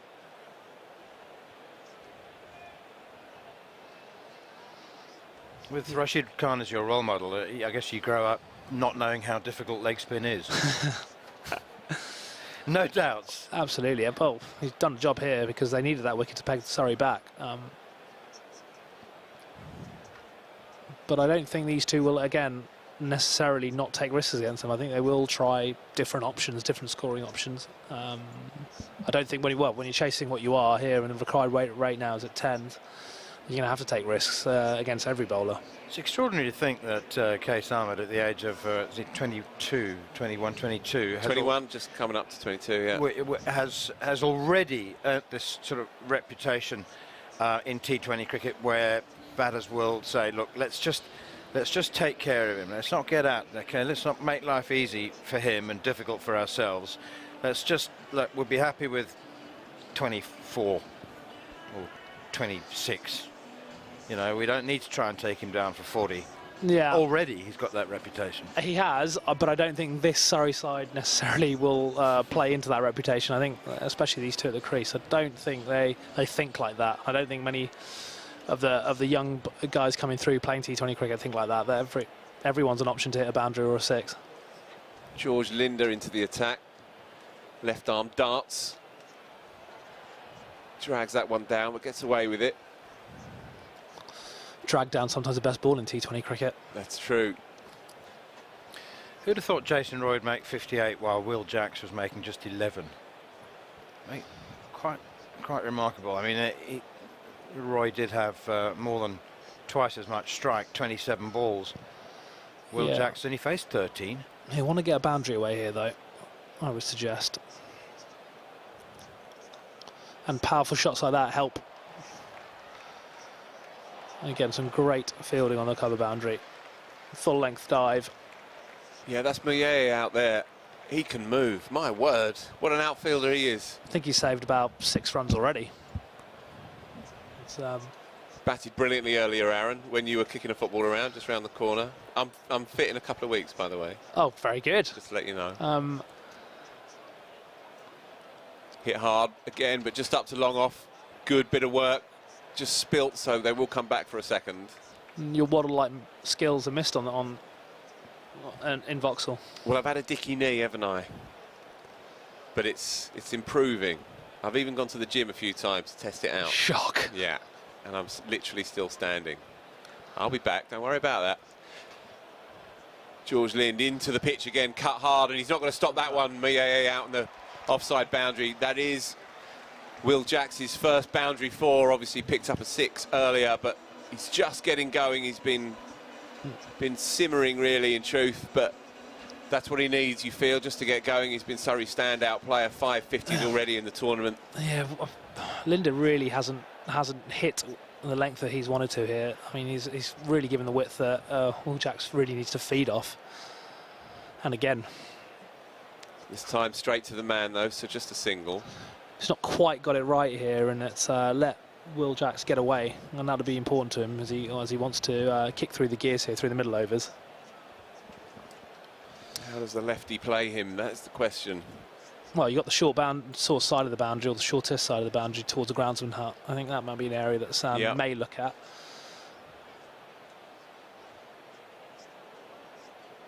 Well bowled.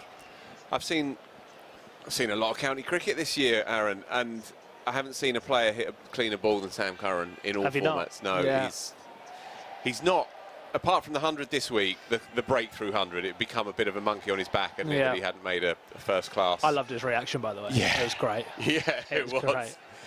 But as a ball striker, he's been as good as I've seen all year, and he's made some important runs. He has. And talk about that word selfless again. He's made a lot of selfless runs for Surrey to enable them. He's opened up 4-day games for them. Yeah. He's been lethal as well with bat and ball in the T20 stuff, but it's been a breakthrough year for him, for my money. Giving Qais Ahmed another one.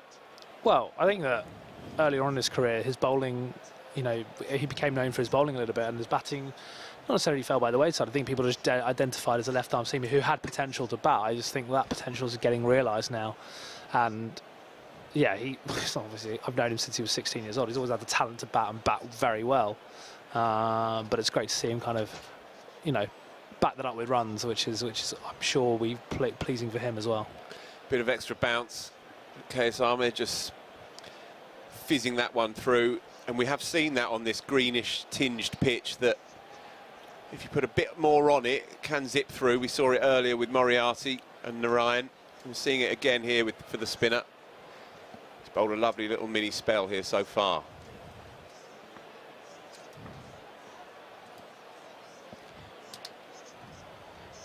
Yeah, he started well, that's for sure.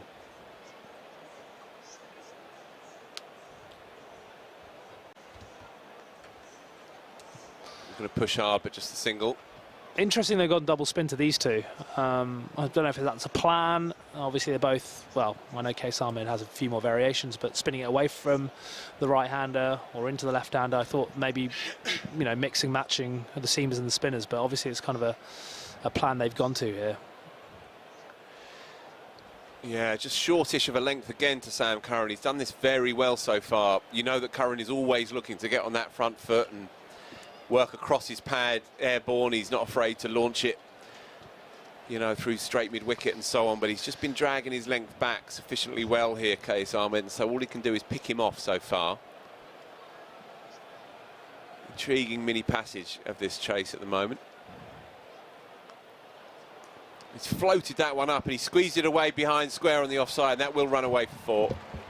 Yeah, it almost came out of his hand funny there. It looked like it really slipped out, and Will Jacks actually didn't necessarily time it well either. He kind of got a thickish outside edge past point and then ran away for 4 on this very speedy oval outfield. I was just about to ask you that, Aaron. It looked like it was a very, very cunning piece of placement. And I just wondered whether he opened the face and sliced it there deliberately, but then I just began to wonder whether that was actually the case. I think. Yeah, I think it might be the thick. This one might be the thick. Yeah, maybe a little bit back twisting in the hand. And Linda will go again, I think, here, and I think Sam will, well, be shy of targeting him. Man at deep mid-wicket, one of the best fielders, probably the best fielder. Tawanda Moyeye out there on the deep mid-wicket boundary, long on as well. And Jack leaning out there long on, so the 2 best fielders in the key positions as you expect. Yeah, Sam does look like he's coming down the wicket with a bit of intent. He's not that down the onside for one. I wonder if Will Jacks will follow suit as well.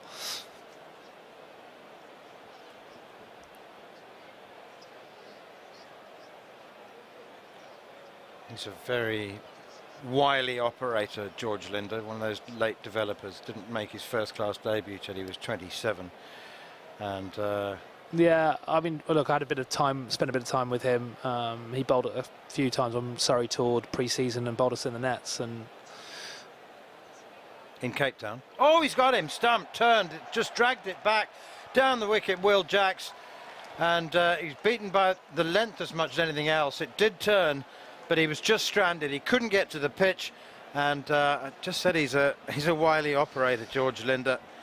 And whether or not he saw the batter coming, I suspect he probably did, and he just dragged it down a little bit shorter and a little bit wider, and that's very nicely bowled. Yeah, he's just past the under edge actually, and I think that, you know, Will was looking to go after George Linder there, and yeah, these are things when you take those risks in T20 cricket, sometimes they necessarily don't pay off, but sorry, you know, again, a good position. I think that, you know, 2 newish batters now at the crease. They'll look to have maybe a bit of a rebuild, establish themselves, and then go again, I would have thought. I was talking earlier about the hallmark of good players being that when they have bad days, they're still good days, and you know, and that was as scratchy as Will Jacks has been this summer in the blast, and he still made 26 off 22 balls. Yeah, exactly. I mean, he hasn't dragged the innings down. No, it's not like he's made 26 off 35. No, absolutely not. Perfectly respectable and presentable. The target is 192 though, so there is a great deal of work to be done for Surrey. Home quarter-final beckons in just over a week's time. No, good start solid start from Laurie Evans. Again, a bit of a drag down from Linda. And he's knocked it for 2 through the offside. But yeah, no, he spent a bit of time bowling in the nets in Cape Town when we were over there for pre-season. Always, I don't know if he was fully on contract at that time, but he always was someone who worked hard. Seemed like he really enjoyed the game and enjoyed bowling. So yeah, pleased to see he's doing pretty well now as well. He's worked very, very hard on his batting as well. I mean, he was told early days that early on in his career that there's not many teams in the league, as it was then, who had a place for a left-arm spinner at number 9. Yeah. So he's worked his way up the order. He's become a really effective pinch hitter as well when he goes in at 3. Yes.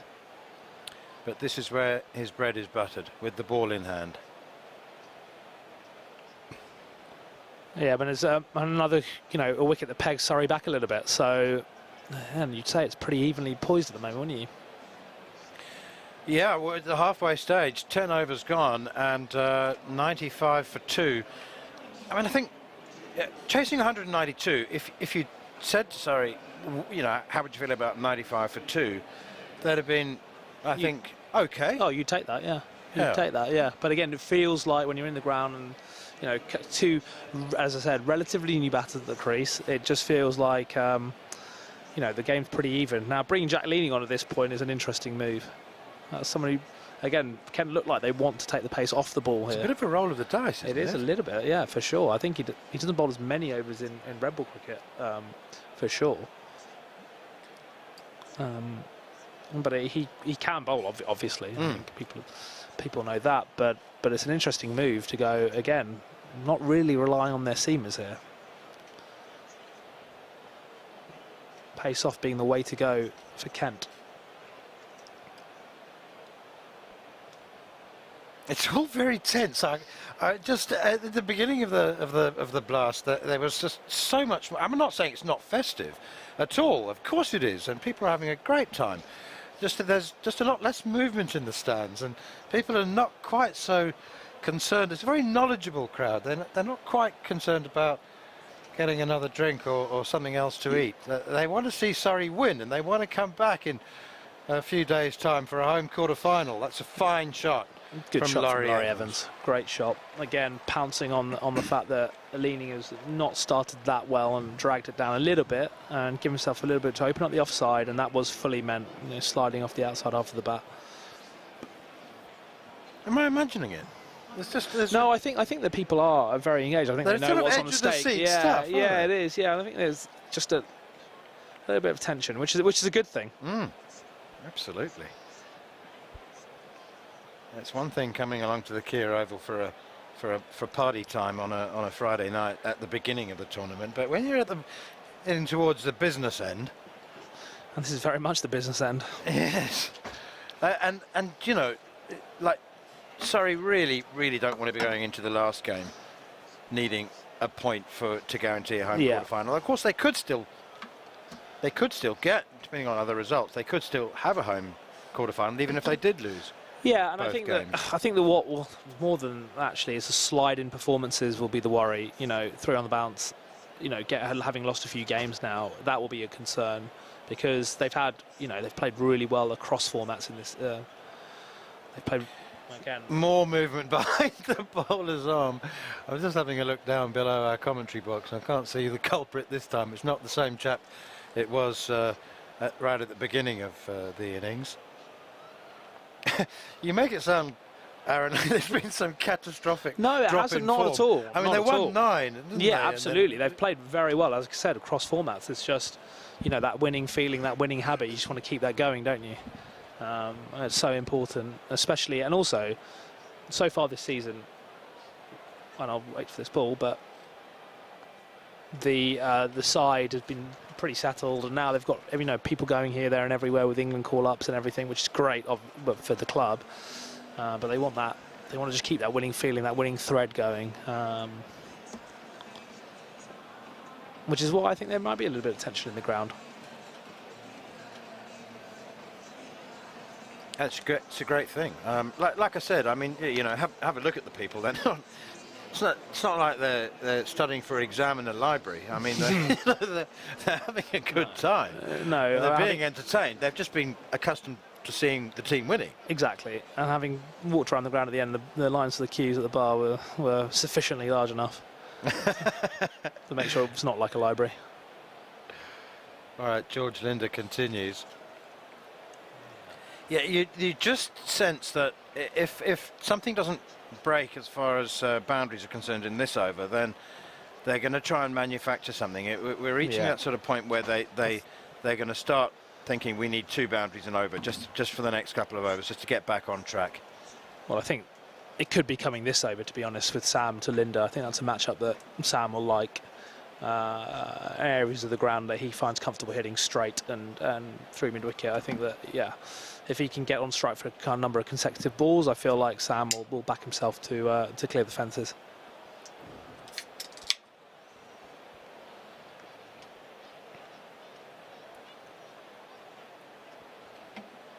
Every dot ball. I mean, the game can change so quickly, of course, when we saw that, you know,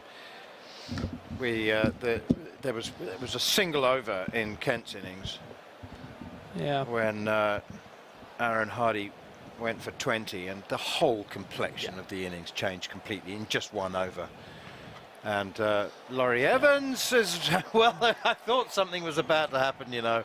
I thought that if it didn't happen this over, it would happen next over. But it wasn't a great delivery, but it's nonetheless, he's waited and sent over deep square for 6. Now, Laurie as well, he won't start as quickly. He hasn't historically. He'll take his time, assess the conditions, and then go. And he's done it again here with 6, which is opening his boundary count.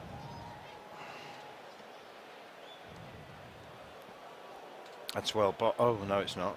Well, he would have been quite happy with that. I think he's looking to dart it into leg stump, sort of very full leg stumpish. But that one has just gone straight on, and so it'll have to be bowled again. Nick Cook also a left armour. Actually, he's standing at square leg. It's Chris Watts at the bowler's end. But Sam Curran's so experienced. I mean, nobody needs to tell him to keep calm and not to try and accelerate too quickly. 10 off 13 balls for Sam Curran at the moment, and that's why nobody needs to tell him, because he knows full well his own capabilities. Yeah. And that's just as pure an example of a straight drive on the charges you'll ever get. Yeah, I just thought Sam would favour this matchup for him. All this area of the ground, heading down towards the pavilion and round towards the grounds and hut, is an area that he likes. And yeah, as soon as that ball was slightly tossed up, he's so quick on his feet, and that's the key to that shot, is to get there quickly, and it gives you all sorts of options. And yeah, he sort of slotted that very well, quite far back on the boundary as well. It was a pretty big 6, that. Into the first level of the Mickey Stewart members pavilion. Didn't see them scrambling to take the £1,000 cash. No, I think that protection's more the aim of the game in the pavilion. Indeed, preservation. So. Well, remember the target is 192 and 117 for 2 with 8 overs to go at an asking rate of just a fraction over 9. Looks like Alex Stewart and Steve Howes there trying to locate the ball. Well, it's underneath our cameras. It's well, yeah, that gentleman doesn't know where it is, and neither does anybody else. Are we still not allowed to call him the gaffer, Phil Walker? Well, you've just done that, haven't you? No. He's deflected it onto me, though, very, very cannily done as ever. Yeah, my wrist has been slapped once or twice. Oh, really? I don't know if he likes it in public. Or maybe it's just there are certain people who can and certain people who can't, you know. I'm sure if one club can afford a new ball, it's Surrey County Cricket Club. Now, Neil. No, Alec will definitely not want to lose another cricket ball, that's for sure. He'll be down there to fetch it himself in a minute. Oh, beautiful slog sweep, absolutely classic. He's picked one out. We He's have a got it. £1,000, a We Kia have- catch. Clean as a whistle. Thank you, sir, to the man in the cap. Look at that nonchalance. Look at that. Yeah, finger up. I'll have that one. Thanks very much. Chewing on his gum, cool as ice. He was very cool. Very nicely done. The That was- £1,000 Kia catch, and that's 4 more runs to Laurie Evans. Laurie Evans now kicked up a gear here, which again, I think going to leaning again. Yeah, not the sure if first that's the over move. cost 7, and Yeah. as a captain you think, oh, that's pretty good. We'll have another one of those. But often that's when to change. Oh, first over, Jack leaning. It was a roll of the dice. We thought it was a bit of a gamble, and he's bowled 1 over for 7, and that's when to take your chips off the table. roulette Absolutely, table. know when to walk away. I think that going to leaning again with the right hander on strike. I don't think I would have gone with that option. I think it might have been another one for Case Ahmed there, but you know, hopefully, for Kent's sake, they want to get out of this over. Very interesting that Case Ahmed's still got 2 left. He'll bowl them, but Kent are going to bowl them pretty deep, pretty much back end of the innings. Yeah, it seems like they're not going to go back to Grant Stewart, it feels like, with this much spin being bowled. Well, he's won first over 17. Yeah, so Claessens will definitely bowl a few at the back end, as will Matt Milnes, you'd expect. Oh dear. Oh dear. The lap scoop. Oh, hello. Umpire is consulting with Nick Cooks walking over to Chris Watts, who's coming in from square leg, and Curran Haranath is going to tell us exactly what this consultation is about, because I can't work it out. No, it was a lap sweep. He's giving him out. It was a lap sweep, and I don't know what it's coming from. Can't see. I haven't seen a replay either here. I can only think, Aaron, that he thinks he's wedged it into the floor. I mean, that's on replay. That's clearly out. That's clearly out. Yeah. In Laurie Evans' defence, he's probably thought that he's kind of jabbed it into the floor on the half volley. Yeah. But there's nothing wrong with that whatsoever. And he's got to go. Which maybe makes the leaning bowl actually a bit better now, having picked up the wicket. But of course, he's captain tonight as well, Jack Leaning. So it's one of those where got to buy yourself as a captain, haven't you? This is it. As a captain, you say, you know, I'll get out there and do the job myself. It's a big risk, though. So we have the new man. First sight of Aaron Hardy with the bat. Aaron Hardy averaging 50 in first-class cricket. Putting up some big runs as well in white ball cricket in Australia. He's a Perth Scorchers star. Last time he picked up a bat in T20 cricket, Aaron Haranath, he faced 1 ball and walked off 6 not out, having won a game for Perth Scorchers. Well, if he continues that strike rate, we might get an early finish here. And he's doing it for the Aaron, so that's good. Yeah, interesting that they're throwing him out there at number 5, but I guess they want to see how he copes with a pressure cooker situation. They know what they can get, of course, from the likes of Overton and Narayan and so on. But it's a smart move, I think, to get the new boy in, throw him in there. Would they rather have him in this situation or when there's... Got to be quick. Oh, 28 needed off Just 2, in. I was thinking. Just made it back.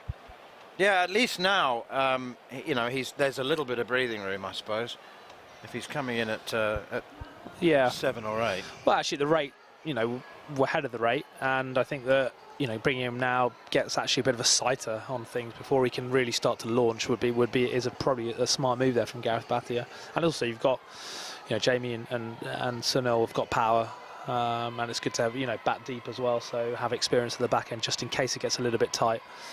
Yeah. You feel at the moment rate required 9s, going at 9s as we stand.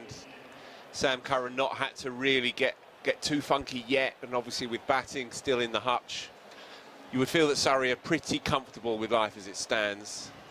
7 overs to go, 63 required. Case Ahmed for me is the key. He's their wicket taker, he's their real trump card attacking bowler, and if he can bowl a couple of inspired overs and maybe get rid of Curran in particular, who you feel will have this run chase in the palm of his hand as it stands, yeah, then Kent have more than a puncher's chance. But it's Surrey's game to lose, I would say, at the moment. Yeah, it was interesting actually. Now Grant Stewart back on with one of the new batters on strike. They're probably trying to sneak in over here from him so he doesn't have to bowl at the end. Decent start by Stewart. Just pick up a single into the onside. Sam Curran has a unique test record, Aaron Haranath. He's the only player in history to have brought up his first 350s as a test match player with a 6. There we go. Do you know that? I did not know that. Niche stats. You are. You don't get many from me. But the AOC, wisdom thread. It still lives on through you, doesn't it? I guess so. There's the odd stat that I do remember. That one always sticks with me because it's just one of the coolest stats out there. I do remember. That one always sticks with me because it's just one of the coolest stats out there, I think. It's a mark as well, the way that the bloke plays on the edge at all times. Pickish outside edge, but just a single. First runs. Happy to get off the mark, as everyone always is. Yeah, first runs in a Surrey shirt. Picked up a wicket as well earlier on in the piece. Bowled a very good opening over with the new ball. Very smart acquisition, you would feel. Available, of course, for the Champo stuff as well. Exactly. I think that, with some of the injuries as well, Surrey had to go through, especially Curran, Pollard, and you guys know the rest of them. It's important that they had some kind of multi-dimensional cricketer, and Aaron Hardy was available, so it's perfect time for him to slot into this side. Taken off middle stump by Sam Curran, just a single though. Yeah, he went across the stumps there, didn't he? Showed leg stump, tempted Stewart to kind of fire that leg stump in Yorker, and actually held a kind of good length, and he just knocked it into the leg side. They've bowled well to Sam Curran overall. They've kept him relatively under wraps. He's just going at 19 from 17 at the moment, just with that one maximum glorious shot into the Mickey S members pavilion. But aside from that, it's been the only time he's really jumped out of his box so far.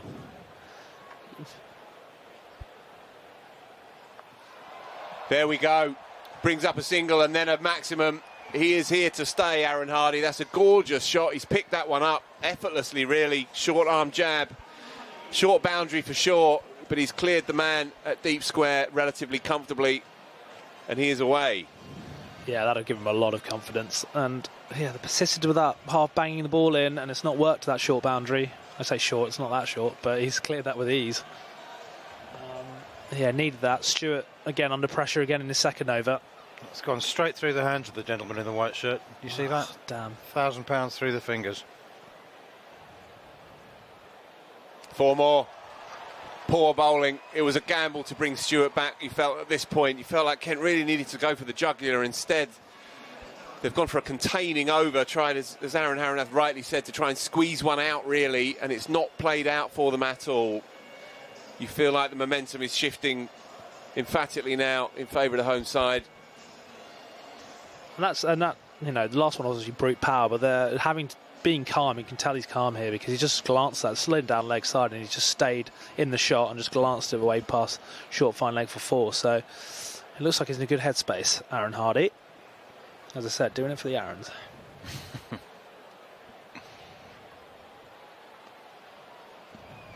I do like the confidence that Jack Leaning has, or the backing that he's given Grant Stewart. I mean, I know that he's got his first over went for 17, but as always in T20 cricket, you just tell your bowler, forget it, you're starting again. Every over is a self-contained entity. It doesn't matter. This is the match situation. It doesn't matter what your first over went for. This is the job I need you to do. Well, actually, every ball, that kind of old mantra of every ball being an event in T20 cricket, it really is like, people will hit you for sixes in the format of the game, and you've got to be able to come back and be able to deliver, your skill appropriately. Now, how many times have we seen a bowler's first 3 overs go for more than 40, and he still comes back and bowls the death over, and if that goes for 8 and they win the game by 2 runs, that's the only one that matters. Yeah, absolutely.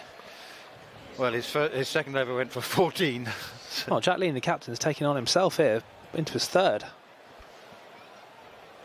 His first over was brilliant, went for just 7, and his second one went for 12, which isn't too bad at all. So, 1 for 19 in 2. And the wicket as well, the important wicket of Laurie Evans. Batting to come, Sun on the Rhine, Jamie Overton, Chris Jordan, not necessarily in that order, because Jamie Smith as well. Jamie Smith down at number 9, surely not. Smith might come in now if you know, they lost a wicket now, which hopefully they don't. But I think that if it gets to above 13s, 14s, I would have thought that the Jamie Overton would be the logical choice. But I mean, it's still around 10. Yeah, it absolutely is. Yeah, yeah. The rate was actually 8, but 8 and some loose change. Absolutely, but you know, in T20 these things can change very quickly. Oh dear, oh dear. Aaron Hardy's got to go, I'm afraid. There probably was 2 on, and Hardy has hesitated from the batter's end to come back to the non-strikers for that second, and Sam Curran has turned and he's tried to complete that second. I think it's just one of those misunderstandings. I don't think anyone could be particularly blamed one way or the other. I guess it would have been Sam Curran's call, but it would have been a marginal call either way for Aaron Hardy to get back. Hesitation is fatal in this game. And so suddenly, Surrey, having been rolling along very nicely, keeping that run rate well within bounds, they've just imploded there. And Aaron Hardy, a tidy little cameo, but he's got to go. Frustrating, I would say, for the new man. Yeah, just not what they needed, Surrey, at that point in time. It was going pretty well. Aaron Hardy just getting into his work there, and yeah, shame, miscommunication, which can probably happen when you haven't played with someone that much. The way Sam Curran went down on his haunches and looked down at his toes, it seemed to me that he was accepting at least his share of the responsibility for that. But as you said, I mean, it's just one of those things. He's a new guy, he's a new player. There's no sort of natural understanding. They haven't had any time in the middle together.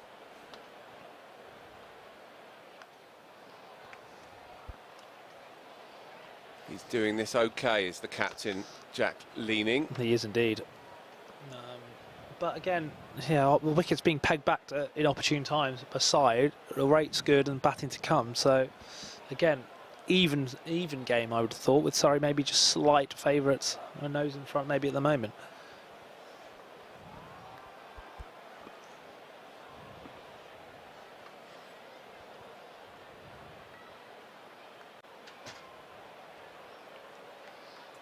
Jamie Overton, fresh from his immortal heroics last week at Headingley. What a performance that was. He must be feeling pretty good about life, you would imagine. Got an England cap under his belt and a 97. Thank you very much. Here he goes, Sam Curran. Look at that. There's no cleaner hitter of a cricket ball in English cricket, and that is saying something. Oh, the fella, he's gone one-handed and it's just cleared him, unfortunately. But Sam Curran, decisive blow, final delivery of the 15th over. And that gives Surrey just that extra little bit of oomph, if you like, going into the final quarter of an innings that you feel has always been under their control. Again, quick on his feet there. That was the key to that shot. Exceptionally fast hands through the ball from Sam, and it's something, again, reduces that pressure. Rates under 8 is, you know, it just looks better on the scoreboard for if you're a batting side, doesn't it? He's a marvellous player to watch. He's come of age as a county batsman this summer as Sam Curran. He's doing it in all formats. He's become a very reliable player as well. He does it with a bit of dash and daring, but he makes important runs at important times. Yeah. He's become a mainstay of this side. And it just gives the other batter a little bit more time, you know, not just as much under pressure. You can take a few balls. This, you feel, is the game, with Qais Ahmed coming in from the far end this time. Pavilion end. He's got 2 overs left. And Jamie Overton is nobody's fool. He's not going to do anything too silly at this juncture with just 7.6 required. Short and wide, and cut hard and cut well. Even the brilliance of Mayeye out there on the cover boundary can't stop that. So a boundary 4 to Jamie Overton.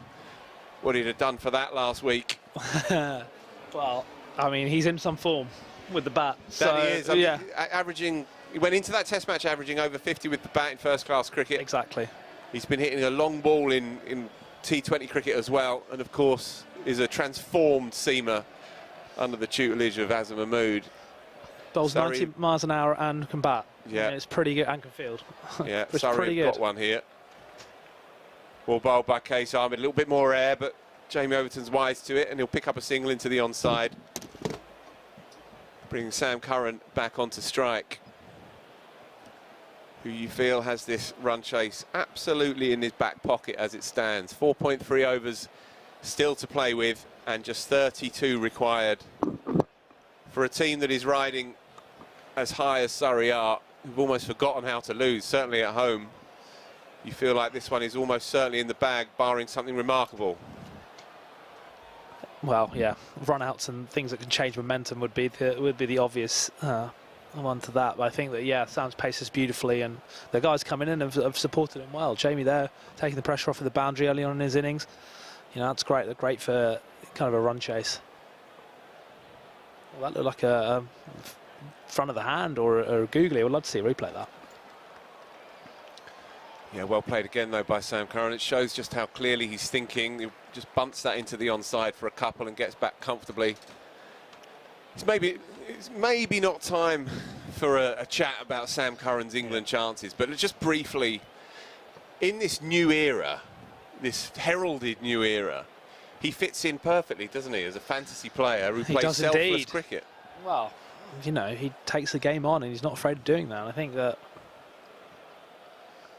the messaging from the England group at the moment is that, you know, we are going to take the game on in Test cricket. And I think that where previous, you know, the last regime, it was a bit more, we'll play Test cricket how maybe it used to be played, or there's structure to it. Mm-hmm. These guys are going, no, we're going to go hard and we're going to have fun doing it. And, you know, if we're going to get bowled out for 100, maybe tomorrow they might get bowled out for 100, we're just going to do it again. And I think that Morgan did that with the one-day side, right? And there were some games, even with the one-day side, where England did perform poorly. Absolutely. But they were, you know, given the license and given the backing to do it again. And I think consistent messaging is so important.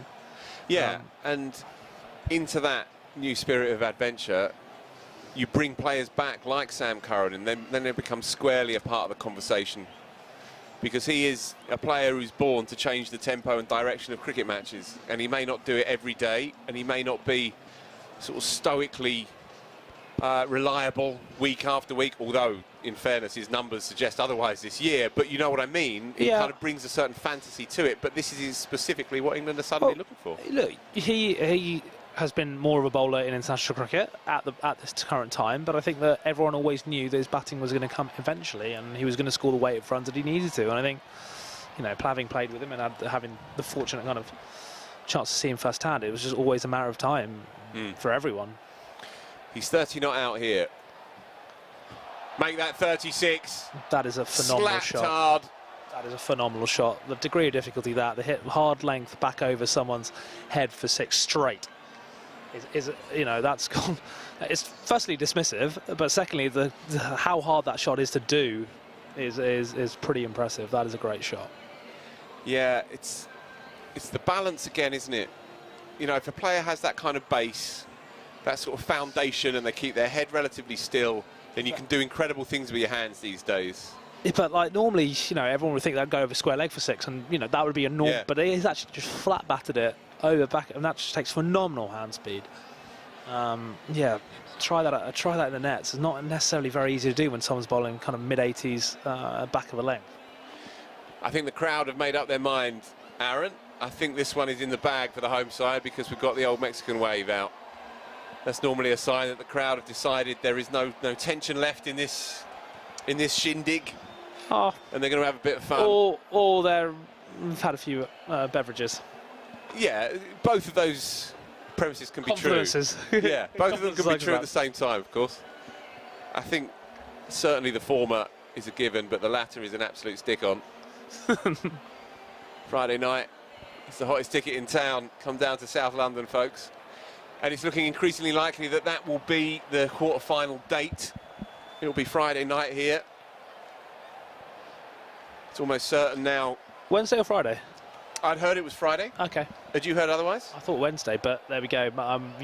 You're on top of this better than I heard from the ECB, but a week is a long time. A week is a long time in ECB admin, so who can say? Yes, well, that is true. And now that is true. That's a different, separate conversation. Yeah, it will be up to the TV broadcasters as well.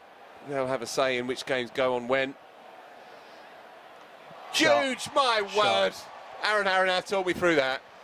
Well, he's bowling a bouncer, and Sam has almost decided possibly to sway, but then realised, no, actually, you know what? I can slap this over Swele for 6 as well. So it just, again, things that these guys can do now in terms of being able to just hit 6s from any kind of base. He didn't necessarily was in the best position to do it, but the hand speed is ridiculous. Extraordinary. Barely even looking at it, just swatting a fly.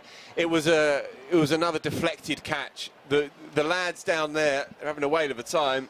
They're pretty sure that someone's won a grand, but I rather fear that it doesn't get the stipulation, does it? It's got to be a clean one. Yeah, you've got to be in the first few rows, I think, for these crowd catches. It's in the slot, it's hit hard, it's hit long, it's majestic. High, wide and handsome by Sam Curran, who's been ticking along and suddenly just exploded this run chase. He's decided there, didn't he, that Matt Milnes was the one to make sure that this didn't get too tense at the end. And it's just, again, maturity and again, amazing ability to kind of manage a chase, which is and a great maturity from him as well. So, yeah, obviously power to boot. Yeah, he's a phenomenal ball striker. Well, they don't like him just stretching aside, though. We've been joined by the great woman. She's in the box with us, watching this finale. Miss Mason with us now. 48 not out for Sam Curran, and he's gone from cruising along to exploding this thing out the water. 3 6s in the over. Matt Milnes has just been fodder for him, unfortunately. If I talk, will people hear? Kate Mason has joined us, folks, and she's announced Speak to the and world they will listen. whether people can actually hear it. We can always hear you, mate. Don't worry about that. We can always hear you. You going to join us for the finale? Always sitting on your shoulder. No, because I have to get back out to the studio. But I'm very much here emotionally. Hard and flat, just up to long on. Nobody will keep the strike. It's Sam Curran's world, folks. We just live in it. Well, that was short and sweet, Kate. See you soon. Thank you. Yeah. Breeze in and breeze out. Have you seen my jacket, by the way, Aaron? I've not. Sorry. I was asked to come jazzy. Wow. To celebrate Surrey Pride. Oh, very nice. What do you think? I like it. Yeah, I don't really believe like you. it. You're lying through your teeth. I know you too well. Hold on. That doesn't quite go with the rest of your outfit. That is the... You've got to offset it. Everyone knows that. Oh, sorry. Okay, so what does that even mean? Kate, what am I dealing with here? I don't know what these terms mean. All right, it's going to be Matt Milnes again, who's bounced Jamie Overton. I look pretty high. He's a pretty high man. Wow. He's got away with it, as Matt Milnes. No, look, Surrey will be really happy with this. I mean, you know, if they get to the end here and cross the line, which they should now, it's a good win for them, having really been tested. 190 on the board, chasing it down is not necessarily a straightforward thing, but they've managed to manage it very, very well. It's been a really good pitch here, actually. Big Lee has prepared a beauty. It doesn't look great, in as much as it's greenish. It's not a classic-looking oval pitch, but it's a really good pitch for this kind of cricket because you get full value. There's a bit of fizz, a bit of zip off the surface. You saw with Reece Topley earlier that he got a bit of movement for that first couple of overs. After that, it's a real belter to bat on, and 190 has been obliterated here by Surrey. They've got 3 overs in which to get 10 runs, which speaks for itself, really. It's been pretty formidable, and they've been making big statements to the rest of the game all season, really, and this is another one. Whoever they face in a week or two's time, whoever it is from the North Group, whether could be Yorkshire, could be Lancs, it's very tight, could be Derby. Half century for Sam Curran. Superb, simply superb. Surrey will fancy anyone here. And that's a very well, by the way, very well made half century by Sam. But yeah, like I said, they'll fancy anyone here at the Oval. 29 deliveries for his 50, 5 6s. They've gone up for it, and he's given him. Jamie Overton's got to go. He's not going to make much odds in the final analysis, but it was well bowled. He's been a class apart. as young Case Ahmed tonight. He has. I think that, yeah, he just needed another person to back him up, didn't he? And then it could have been a little bit more scoreboard pressure on Surrey, but yeah, he has been the pick of the bowlers for sure. Yeah, it won't make any odds in the final result, but he's been a joy to watch tonight. And he's just 21 years young, Case Ahmed, but he's already a storied cricketer. He's played all over the world. He's played in the Big Bash and the PSL. He's played, of course, in the 100 for Welsh Fire last year. He's really making a name for himself, and it's a joy, of course, to see these young talents come through via the backwaters as well of Afghanistan and so on. It's great to see. Well, also good leg spin bowling is always great to see, isn't it? It is, wherever you come from. It's a joy. So it's going to be Chris Jordan who's going to come in and hopefully administer the last rites on this innings. Get the captain in, have a bit of a hit. He's loving life, is he not? Oh, yeah, I said this last time on the con. What a great signing. What a great person to have leading the team as well. So much experience around the world, playing every type of condition possible. Yeah, good person to have. Yeah, and there's a certain kind of neatness, a certain poetry, dare I say, to it, that he comes back to where it all began. To see out his final years as a pro cricketer. Yeah. Dulwich College to the Oval. Discovered by Bill Athy out in Barbados all those years ago. Here he goes. Thank you very much. First ball tossed up and hit clean and hard past mid-off for 4. This is not going to take very long. I love Bill Athy, but, you know, when someone runs into balls 90 miles an hour at 15 or 16, it's not hard to spot. I mean, that, you know, yes, good spot, but, you know, having played one of CJ's first games at Surrey, it was quite obvious that he could bowl fast and bat, and was an amazing fielder. What's marked about is the way that he's bowled this year. He's not bowled a massive amount of overs, but he's still got it. He's still got that pace through the air because his body. There's no signs of wear and tear. There might be internally, but, you know, he's not carrying anything. I think that he had some injury trouble, right? And he had an elbow problem, and I think he had a couple of others. And I think his pace was down. I think he really just rediscovered that. His pace was down, not by much, but just enough. But he really feels like he is definitely as quick as he was through the air. Yeah. In these last 2 years that I've seen him, definitely. And it's, yeah, again, right timing. Has he got enough of it? He hasn't. It's gone high. And it's taken it long on, and so the finale, the big shot to finish, it will not be for Sam Curran. But then it's indicative of the way that he plays the game, that kind of carefree joy. He wanted to get it done with a bit of panache, with a flourish. And he's perished for 50 on the nose, but still a match-changing, match-turning, match-defining knock by one of the best young players in England, who is really having the time of his life in Surrey colours this summer. I feel like he wasn't far away from sticking that in the stands as well. Just came out of the shot a little bit, which is being super critical of someone who's just won the game for Surrey there. But yeah, just came in and out of the shot, and it just skewed. Pulled it back a little bit again, Case Ahmed, as we said. He's been superb tonight, and he deserves everything that he gets. He's held his nerve because Jason Roy was looking to get after him, and he got rid of him, clean bowled with the third delivery of the night. He's taken 2 for here. It's a futile final push in terms of the final result, with Surrey just needing 4 with 4 wickets in hand and 2.1 overs still to get them. However, it's been a joy to see tonight a young emergent leggy on a stage like this. I think it's fair to say he's emerged. Yeah, yeah. So Jamie Smith coming in at number 8, one of the best young players in the country, just like that. Yeah, the hugely talented Jamie Smith. The also preternaturally mature Jamie Smith. I interviewed him at the start of the year, and normally with a 21-year-old, you get they can be a bit twitchy, a bit fidgety, a bit eager to please. Yeah. None of that. Yeah. None of that. That boy is eerily composed and mature. Yeah. Yeah, he is. Look, having spent a fair bit of time with Jamie as well, he's come of Sutton stock in the Surrey Championship, and he's played at school cricket at a very, very good level, and came into our second team. Yeah, like almost finished article really. You could see he could really play. Hits the ball on top of the bounce. Obviously, with his height as well, it allows him to do it. But yeah, you'd expect big things from him. Yeah, I think Surrey definitely are. He's been batting, of course, in the middle order in red ball cricket this year, made that brilliant double I think down at Bristol. It was indeed. But I think his long-term future may well lie at the top of the order. There's plenty of good judges inside and outside this club who see him as a potential Test match opener down the line. That's a conversation for another day, of course, but yeah, he's got a lot of class. 4 to come, 4 to win. Just a single out to deep mid-wicket.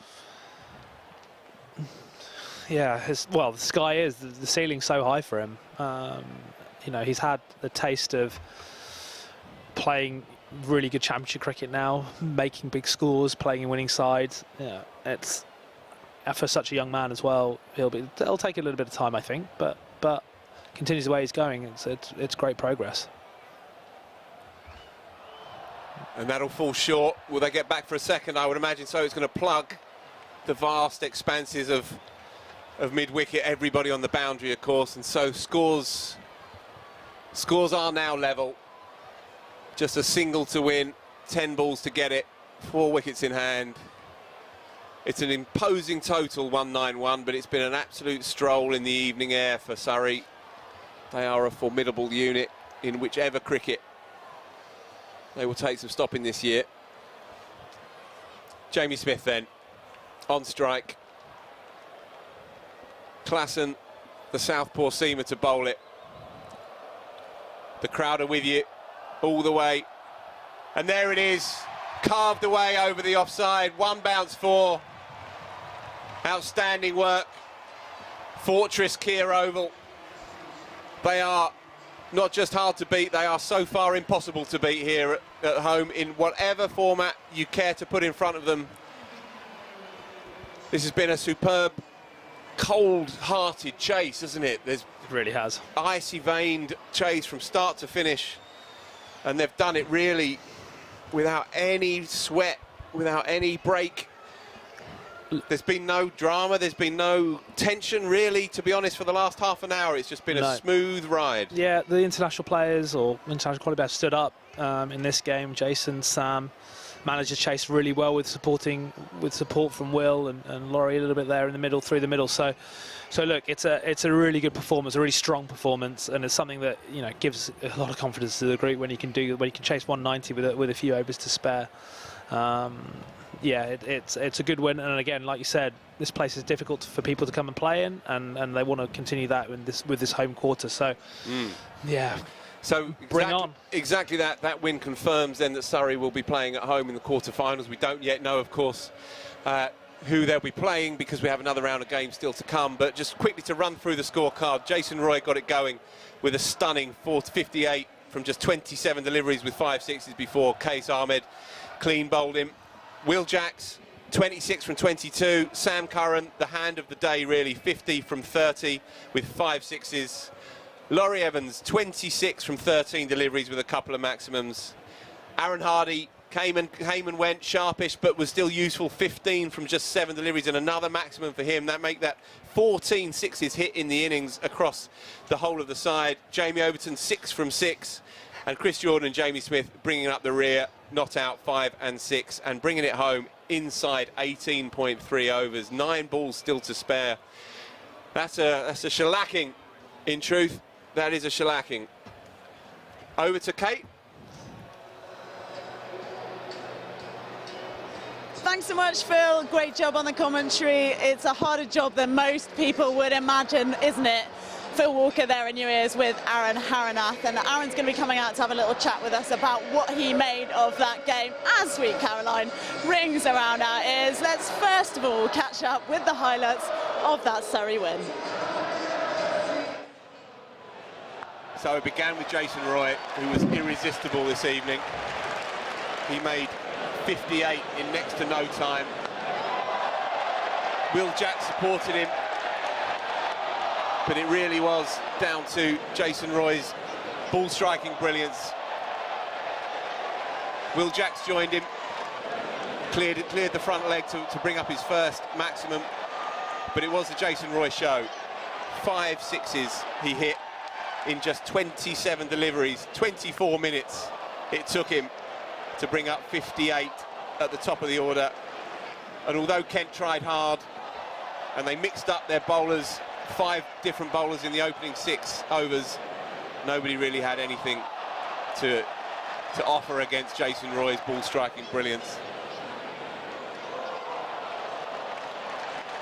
Will Jacks played the support role in truth, and it was only really with Qais Ahmed's introduction into the attack did Kent have any degree of control. He was a man apart throughout this innings. Will Jacks, as I say, didn't massively get going, and George Linder picked up his one and only wicket of the innings. Will Jacks, of course, has been the star of the show up until now with 5 50s in this tournament. But it just simply brought in Sam Curran, who after a circumspect and slowish start opened his shoulders with that huge maximum to get himself going into the Mickey Stewart pavilion. The ball got lost underneath the camera crews. The great Alex Stewart was even trying to help find that ball. This is what Sam Curran does. He was joined by Laurie Evans, who unfurled a couple of beauties as you come to expect. He's one of the more stylish players in the country. Laurie Evans went for a slightly peculiar sweep shot, towed it to the keeper, but the carnage continued in truth. Aaron Hardy, Surrey's latest acquisition, came in and got going straight away, picking up 15 from 7 deliveries. He would eventually be run out, but of course it really was the show of Sam Curran. There is no cleaner ball striker in the English game than Sam Curran when he's in form, and it feels like he's been in form all summer. Runs in red ball as well as white ball cricket. It's a coming of age year for Sam Curran, and tonight he was simply irresistible. 5 6s, including that one off his nose. 3 in and over it was against Matt Milnes. That was the 3rd of the over. Just a stunning performance by a fella playing out of his boots. Jamie Overton came and went. A 3rd wicket for Qais Ahmed, who deserved everything he got. And Sam Curran with just 4 needed, trying to finish it off in style. Top-edged one to long on, but it couldn't block the copybook because he was absolutely brilliant. It brought in Jamie Smith to join Chris Jordan with just a few left, and although Surrey were 6 down by this point, the game was already done, chasing 1-9-2 to win, and they've done it at a stroll in truth. Jamie Smith opens himself up to that, he clambers it over cover point for 1 bounce 4 to bring the win home inside 18.3 overs, 9 balls to spare. Surrey have forgotten how to lose here at the Kia Oval. They march, they are a formidable side, and they march into the quarter-finals, a home tie. We wait and find out exactly who they're going to face. Whoever it is, they'll say, bring it on.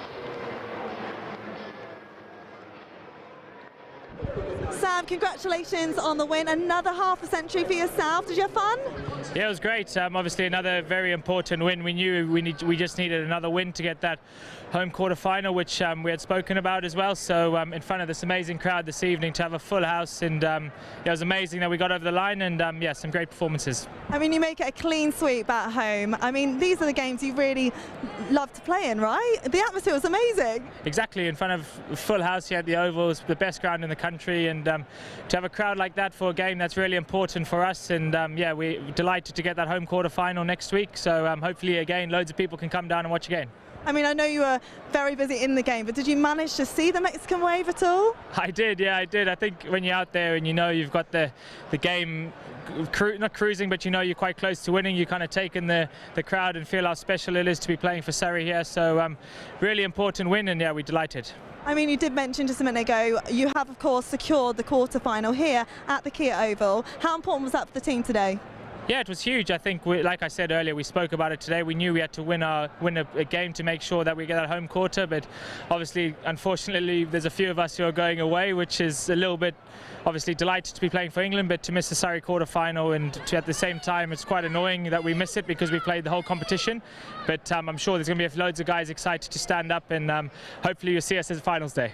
Hopefully. Thanks for your time, Sam. Cheers. Thank you. Lovely stuff from Sam Curran, who we heard from beforehand and afterwards, after he hit a lot of sixes, Aaron Haranath. Now look, what this has done for us is that win tonight means that Surrey are now guaranteed a home quarter-final. I have to tell you, you can get tickets. Go to, tickets.surreycricket.com. Yeah, we tried to learn it earlier.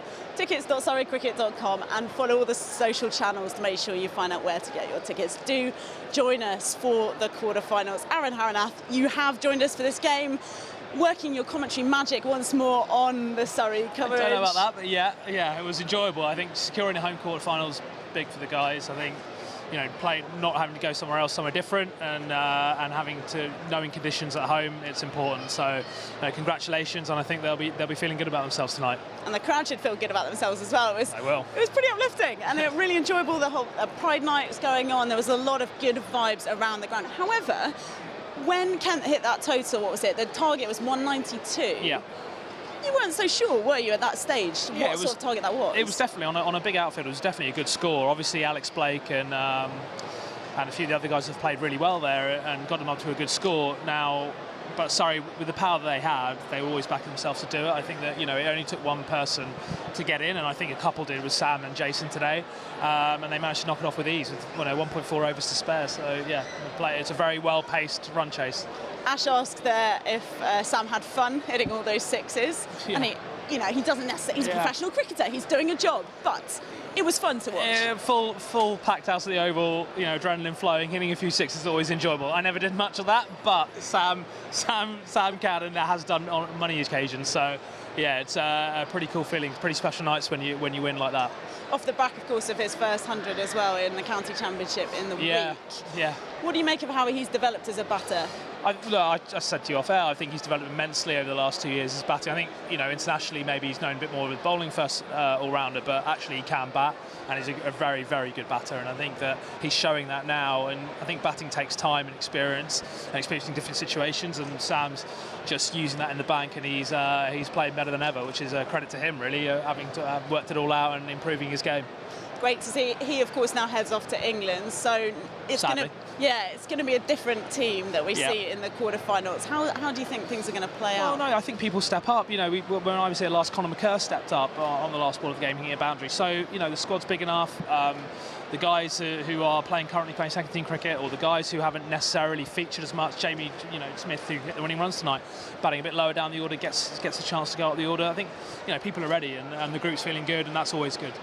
Well, we're really looking forward to it. Thanks so much for your commentary tonight, Aaron, and for your thoughts on the game. What an enjoyable one it was in front of this packed house at the Kia Oval. Doubtless there'll be another one next week. Don't forget to pick up your tickets at tickets.surreycricket.com, and we'll see you next time. Thank you so much for joining us. Everybody all over the world, we will see you very soon.